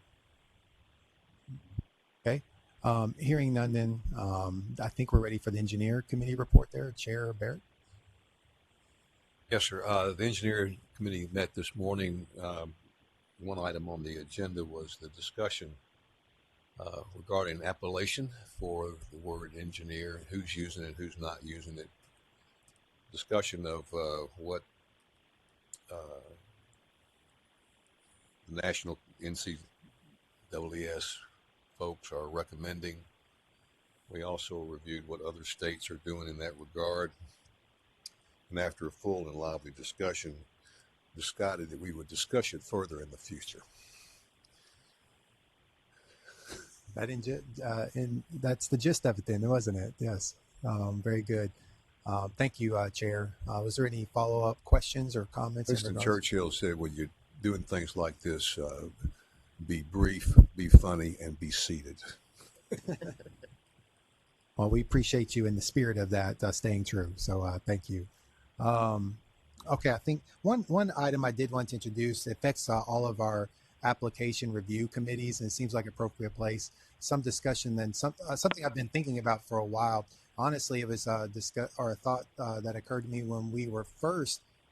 We extended reapplication. We're always looking for ways to improve our processes, and you remember then we were making folks go through this robust sort of reapplication process, and then we decided then about a little over a year ago that if they're within that 4 years, basically they need to have their PDHs or active license somewhere else. And it was during that time, during that season, that I was looking at other places where we could make some improvements. And one thing that came to mind was our comedy applications. I'll just read you one portion and just introduce thought that we don't have to take any action today. I just wanted to introduce the idea. The number 2 under comedy application review says, following a review and recommendation by the executive director, a majority of the members of the appropriate application review committee will then act, upon that recommendation. That's why you have 2 signatures for a comedy, because that you have 3 on the application review committee, so the majority of that would be 2. That's that policy that was incorporated some time ago. Well, when I was looking at the process, the certifying bodies themselves for comedy, I'm just talking about comedy. I'm not talking about reapplications where I took care of that. I'm not talking about initials or anything like that. You're still going to get those, but when it comes to the comedy ones, the certifying body themselves, NCWS, NCARB, CIDQ, CLARB, they verify the three-legged stool education, exams, experience already, and then we're getting an additional review by our staff to ensure everything is there. And we're only talking about the ones where all of that's been verified. We're not talking about any variations or questions. Again, that would come back to the board for review. We're talking about straight up bill and down. They've got the 3-legged stool that's been verified by staff and is issued on those certificates. And then on top of that, they're getting a supervisor review as well, because when they come to me, I'm also looking at that as well to make sure everything's in place. For those, instead of having delays in those applications, I would recommend that we just push those on out the door and you don't even see those. There's be no reason for you to see those because those already been verified. That's basically a rubber stamp anyway. And then we're not having any delays on that application. That person can get licensed that as soon as they've submitted those materials to us, instead of waiting, whatever the lag time may be for that additional review, when in fact they've already had 3, one of which was the certifying body themselves. So something to think about. Again, don't have to make any decisions today, unless of course you just felt the urge and wanted to do that new business or whenever. But right now, I just want to introduce the thought, and of course, and we're always looking at all of our applications and all of our processes to make sure that it just makes sense and we don't have any unnecessary delays. And I think that may be a good thing to defer to committees and let the individual committees discuss how they want to approach that. And I would normally agree, but the only thing is that the comedy policy affects all of the applications, so that's why I would have that discussion with. Still good to get input and perspective from all of them, and then when we come back together, there may be something enlightening from another committee that some others hadn't thought of. And as well too, if individually, if you have any, that's one way that I'll also I'll collate the responses. Send those responses to me. Sometimes, respectfully, a lot of times folks want to defer to the greater body, which I think is appropriate and respectful. But then by doing, sometimes we can sort of slog down a little bit. So what I've done before is just collect everyone's responses and then present those in sort of one anonymous sort of product. And then that gives somebody a baseline to work off of. So if there's any dissent to that, I'll start there. I've already made the case for it. I just like to hear any dissent in regards to that. And then I can collate those responses and see if there's any resistance. And then we'll have a gauge of what, on some regard of what the board feels, and I can report that back. All right, that was it. I didn't have, again, no decision, just wanted to introduce that thought. I think we're ready to move on then, unless there's any more discussion. I think we're able to move on to the public comment period related to items on the agenda. First, I'm going to go, I know we have one person that's signed on, and then Mr. Wisniewski, we'll get to you in just a moment. I'm going to check this sign-in sheet right behind me to see if anyone present is signed in.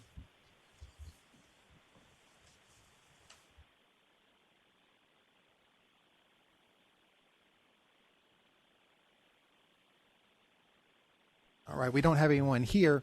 We do have one individual, Mr. Paul Wisniewski. Before you address the board, just to give you a summary, so that way the board can get their bearings. He would like to address the board to express his interest in a pathway to licensure for architecture that includes a 2-year degree. That was really the gist of the crux of his discussion.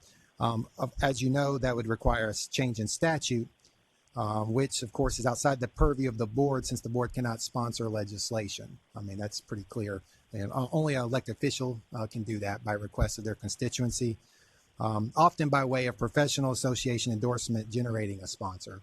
You know, it's helpful to, and Ms. Doss, you talked about that a little bit. It's helpful to have those associations speak for a larger portion or pocket of that constituency.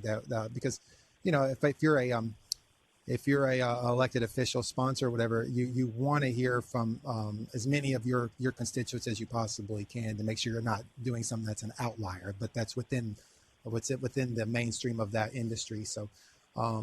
And he's of course aware of that, but still wanted the opportunity just to address the board. We encourage that, and so this is the opportunity to do that. Mr. Wisniewski, if you want to unmute yourself, the board is listening to you now. Can you hear me? Yes, sir, we can.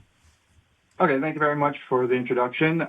Yes, basically what it comes down to is I've already spoken with Greg Martin. He's a legislator, and discussed, the situation with him about adjusting the statute.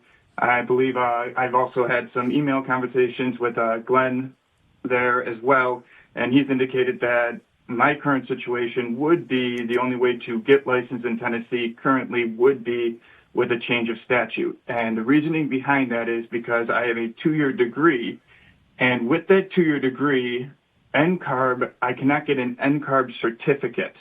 The way NCARB is currently set up, I would have to go through a very large, tedious process to get licensed via a portfolio. And that is only after I've been a licensed architect. I've been licensed for 6 years in Colorado and New York.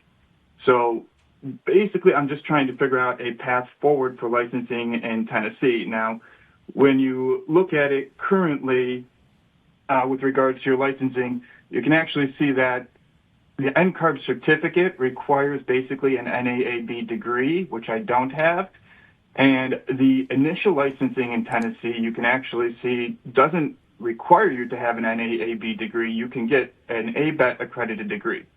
So the way the process currently works with COMITY for Tennessee, it appears that you could get licensed with an ABET accredited degree, but you can't get COMITY unless you have essentially an NAAB degree. So it's actually more restrictive to get licensed in Tennessee, it seems. So again, I've also talked with Matt Lyle over at the AIA, and they have some internal discussions going on about, what the effects of this would be overall, generally to the field, and how that could come into play.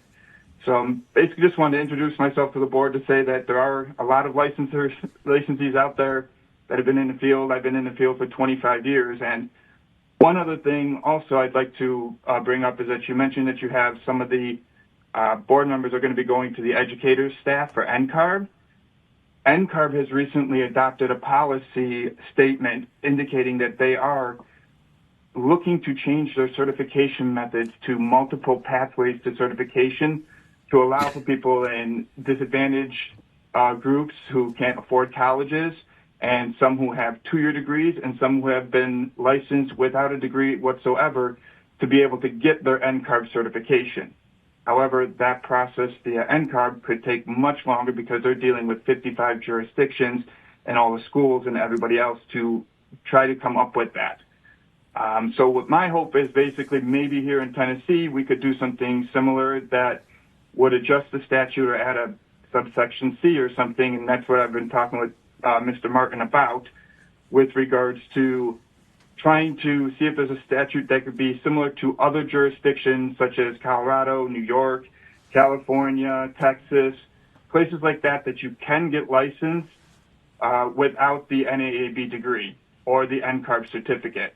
A lot of those jurisdictions are licensing by endorsement, where you get a licensed architect or engineer from a jurisdiction that you're currently licensed in, and get them to endorse you and have a certain amount of years of experience as a licensed architect in that jurisdiction. So those are some of the things that I'm pursuing forward, trying to get. I just wanted to bring the board up to speed that I guess things are happening in the background that you may see come across the desk, or, you know, via legislation wise, if I can find sponsors for this. Thank you, Paul. Are there any further questions from the greater board? All right. Hearing none, then appreciate your comments, Paul. Thank you for that introduction and laying that out. Unless there's anything else, I think we're ready for. Let me check to see if there's anyone else online. Is there anyone else online signed in? No. Okay. We are ready then for legal. Stuart.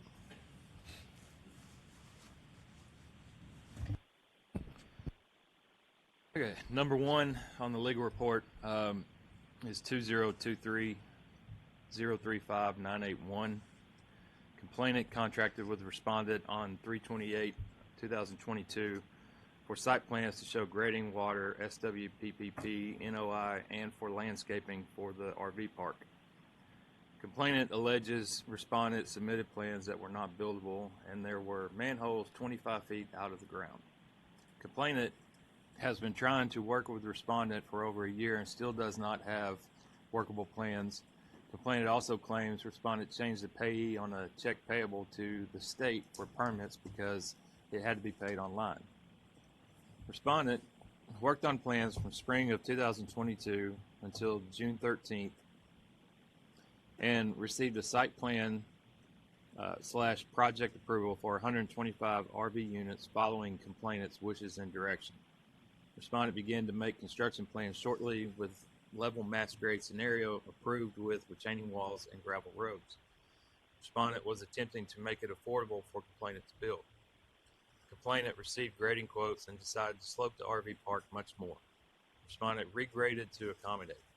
The entire layout and grades had to be redone from scratch to achieve this. The city sewer department told respondent that manholes were needed. Complainant did not want manholes and recently ordered respondent to take manholes out of the project because other RV parks do not have them. The city is maintaining the project must have public sewer standards met even on the private side of the pump station with force main. Planning Commission approved the project with manholes. Complainant does not want to pay for additional services needed to fully complete the project. In early June, complainant and respondent met at the office and complainant stated the city is requesting a state permit to start grading. A few days later, respondent met with complainant to have the SWPPP NOI from TDEC permit signed. Respondent spent several hours on the TDEC website trying to upload docs and determined that TDEC no longer accepts checks and fees are paid online. Complainant informed respondent of changes with the entry location in the electric info from the co-op, and the plans that were uploaded to TDEC and supplied by complainant in the complaint were draft only as plans, and the plans were in state of flux in June. Complainant wanted to remove storm pipes and inlets, so respondent prepared plans that were minimal and were sent to the city department for review. Once respondent completed the SWPPP, again with changes from June 8, 2023 until July 26, 2023, respondent tried again to upload. Respondent deposited the permit check into the business account to pay for the fees online. Respondent was not able to successfully upload with the changes made until July 27th for TDEC review. Respondent indicates that the parties have spoken and vowed to work together on the project. Respondent will provide a new agreement with complainant due to many changes wanted in order to be cost effective. Respondent further emphasizes the plans complainant submitted were not the plans approved and reflect attempts to get base right before final hydraulic and sewer work can be completed without changing 30 sheets now multiple times. I tried to get this reviewed by Alton, but the files are really huge, so they weren't going through, and we tried another route, and somehow he hasn't been able to actually review. So I tried to put as much information on this to see if we can come to some type of recommendation. I mean, my recommendation would be to close, because I feel like they're working together. They're butting heads, but they're trying to work together. And I think the city is trying to tell them this is how you got to do it, and the complainant doesn't want to do it that way, and the respondent's kind of in the middle and doing the best they can. But I would be really careful about that. And I disagree that it should be closed. I actually know a little bit about this, and I would strongly recommend that we be allowed to, and I would be glad to do this, to actually, and I requested a thumb drive today so that I could have access to that, to actually review the plans. The notion that a set of plans was shown with a manhole 25 feet out of the ground is alarming. And that's perfect. Is that a motion to defer? I'm not able to make a motion, but that would be my recommendation. Like I said, this is a discussion. I will make a recommendation to follow Alton's wishes and have him review it. But like I said, what I see, I know I need an expert on this. So, Chairwoman, would you want to take the motions, or do you want? So I'll move that we defer this until we have collected all the information and got it to Alton to review, and that we will take it up next time we gather. We have a second. I'll second that. Further discussion? I would just like to say, it seems like there's at least two things going on here: the plans themselves, and then the process. And I'm not sure if I understand it right. The process, I'm not sure why we would be in that conversation, if I understand it right. But anyway, we have a motion to second on the floor. Any further discussion? All in favor? Oh, go ahead. I did want to say that, just based on what I read when I actually got this,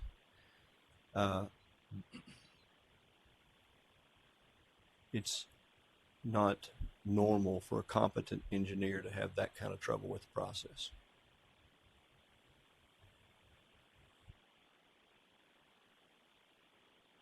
Ready to vote? All in favor? Aye. Opposed?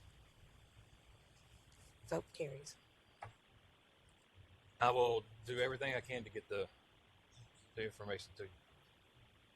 If I need to come down and pick up a thumb drive, I can do that. I don't know why this is not coming through and I'm not receiving it.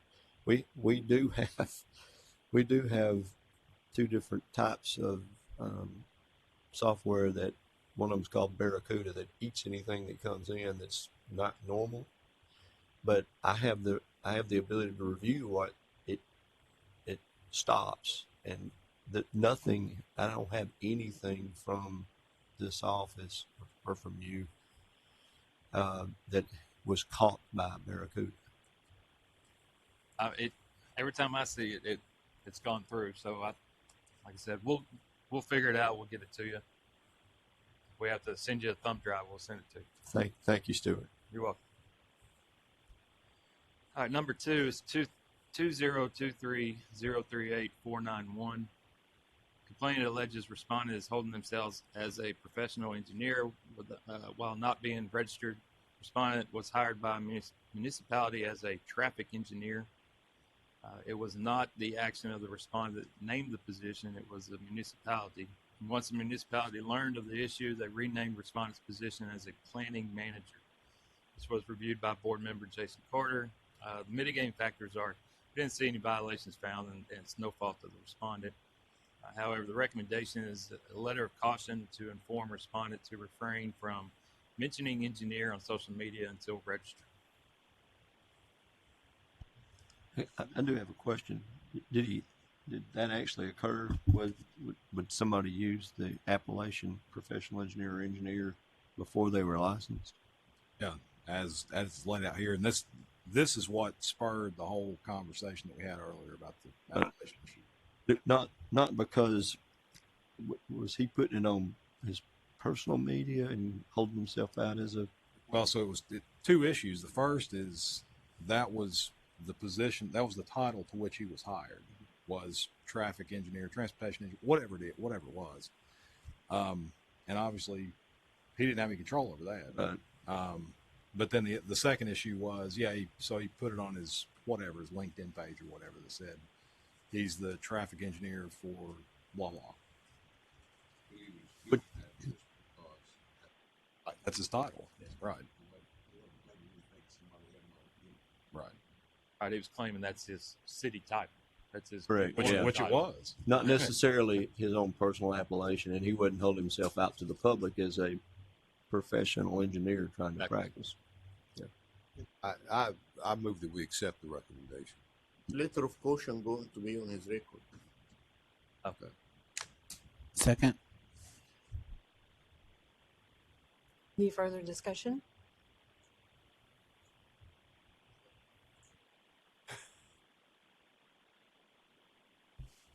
An additional letter go to the municipality as well? It seems to be. No, it doesn't. But I mean, they have changed it. I mean, they realized what was going on, and they did what they were supposed to. Vote. All in favor? Aye. Opposed? Motion carries. Number 3 is 2023-041-901. Complaint was opened after respondent was audited for PDH on May 10, 2023. However, did not respond within 30 days. The citation was sent to respondent, but respondent claims it did not receive the audit letter or a paper copy of the citation due to moving to another state. A courtesy reminder was sent via email on September 18, 2023, because there had been no response to the citation. Respondent states he had the certificate showing compliance with PDH, but the system was not allowing him to submit. The certificates showing PDH compliance were finally received. Respondent states he was in the middle of moving and there were problems with communicating with the board, therefore he should not be penalized. This was reviewed by board member Rob Barrett.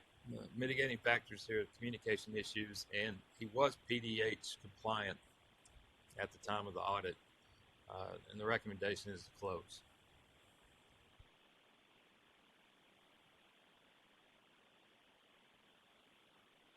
I know that we have had these issues before. And is this, I know this is not how we handled some in the past. So is there, I know that there have been some interior designers that have had the same type of event happen, but we requested that they reapply. So I'm just asking, is this a way, should we adopt this, or does this affect some of the others, and how do we deal with those issues that have happened in the past? I'll just speak from an administration standpoint, because obviously audits aren't unique to A&E, and we've had some other programs that. Well, one thing that I did was introduce a agreed citation schedule just for those like frequent flyer type situations where you have, and PDHs is one of those. We did this with auctioneers. We also we did it with land surveyors as well. And how it works is that the board agrees that in every case where there's a PDH, there's like first offense, you could do a letter of caution, not on their record, just remediation. Not saying that's what you'll do, but you could do that. Second offense, fine, and then it's the same flat 100 to 500 depending on what the board wants to do. It's just basically like getting pulled over the side of the road for speeding. It's just automatic. It just and then you don't have to. It doesn't get presented on the report. You don't even see it. I can give you a report like I've done with those for any violations that we had that we caught up in an audit.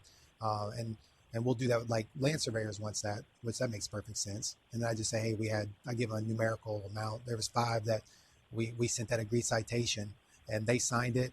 And that's dispatch stuff doesn't end up on the report. You're not reading, and they do all their renewals at the same time every 2 years. So that's really easy though, because then I can just one time do an audit. And then give them one report. We send out this agreed citations. They sign it, and it's done, and they're not reading the same offense 5 times, on their report. That's one way we can do that. That's up to you. That's something we can talk about. So, because you know how it is, it's like you don't use your password. You go on vacation, working at your firm, whatever, and then you can't remember. The historical context for that is difficult too. And we want to be consistent.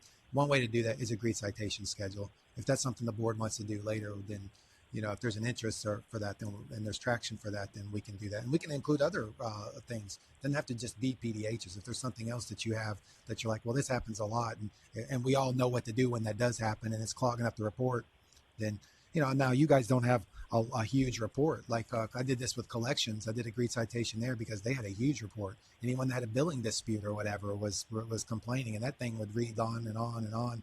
So we had to tighten that up. And plus, we're getting billed by the hour for that. So I didn't want our folks hemorrhaging money, in that regard either, tying up legal. And then I think you have a indication of interest for discussion. I'm trying to follow the protocol, not just blurt out. I agree with Rob's recommendation. However, we do have a responsibility to report any change of address, either physical or electronic, if we do move. And that was, I suppose, the cause of the inability for him to reply. But it's also a failure on his part to notify the department that he's relocated or moved somewhere. And I don't think a letter of instruction carries any. Doesn't keep or stay on somebody's record either, correct? And it's the most mild thing we can do. Sort of a summary here. Doesn't include the fact that this guy tried to contact. Oh, okay, that's different. I copped a little bit of an attitude because I spent a month trying to renew an agricultural tax exemption. I couldn't renew my. Based on that, I just said close it. He tried to contact, couldn't work, he didn't get it, but he was in. That is different. I agree. I wanted to add that, he did try. There was some communication issues, and it was in the middle of him moving, and I did get the attitude in the email. Where's Robert when you need it? We have a motion.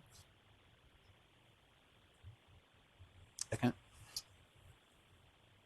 Any further discussion? Okay. All in favor? Aye. Opposed?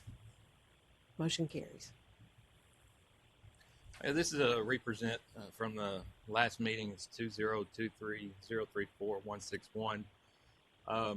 Basically, this was a self-report where the respondent was practicing on expired license and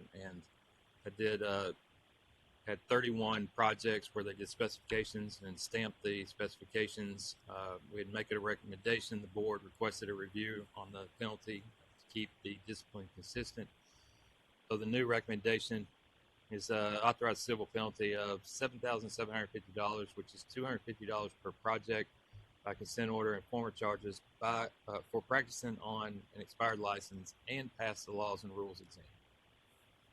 This was reviewed by Brian Tibbs again.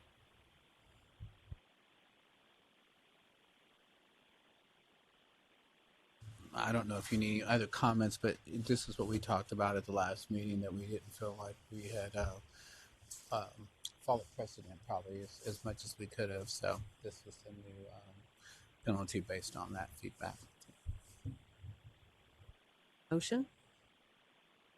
Move to accept the recommendation. Is that consistent? That's my only question. Yeah, it just depends on the project, depends on what they're doing. But normally it's anywhere from 100 to 500 to somewhere in between. It just depends on the. Rob, I will say what we've done in the past is looked at the types of projects that were sealed. If it were like reports or letters or things like that really didn't affect necessarily public health and safety, we may have taken a more lenient view. It's not consistent. Self-report.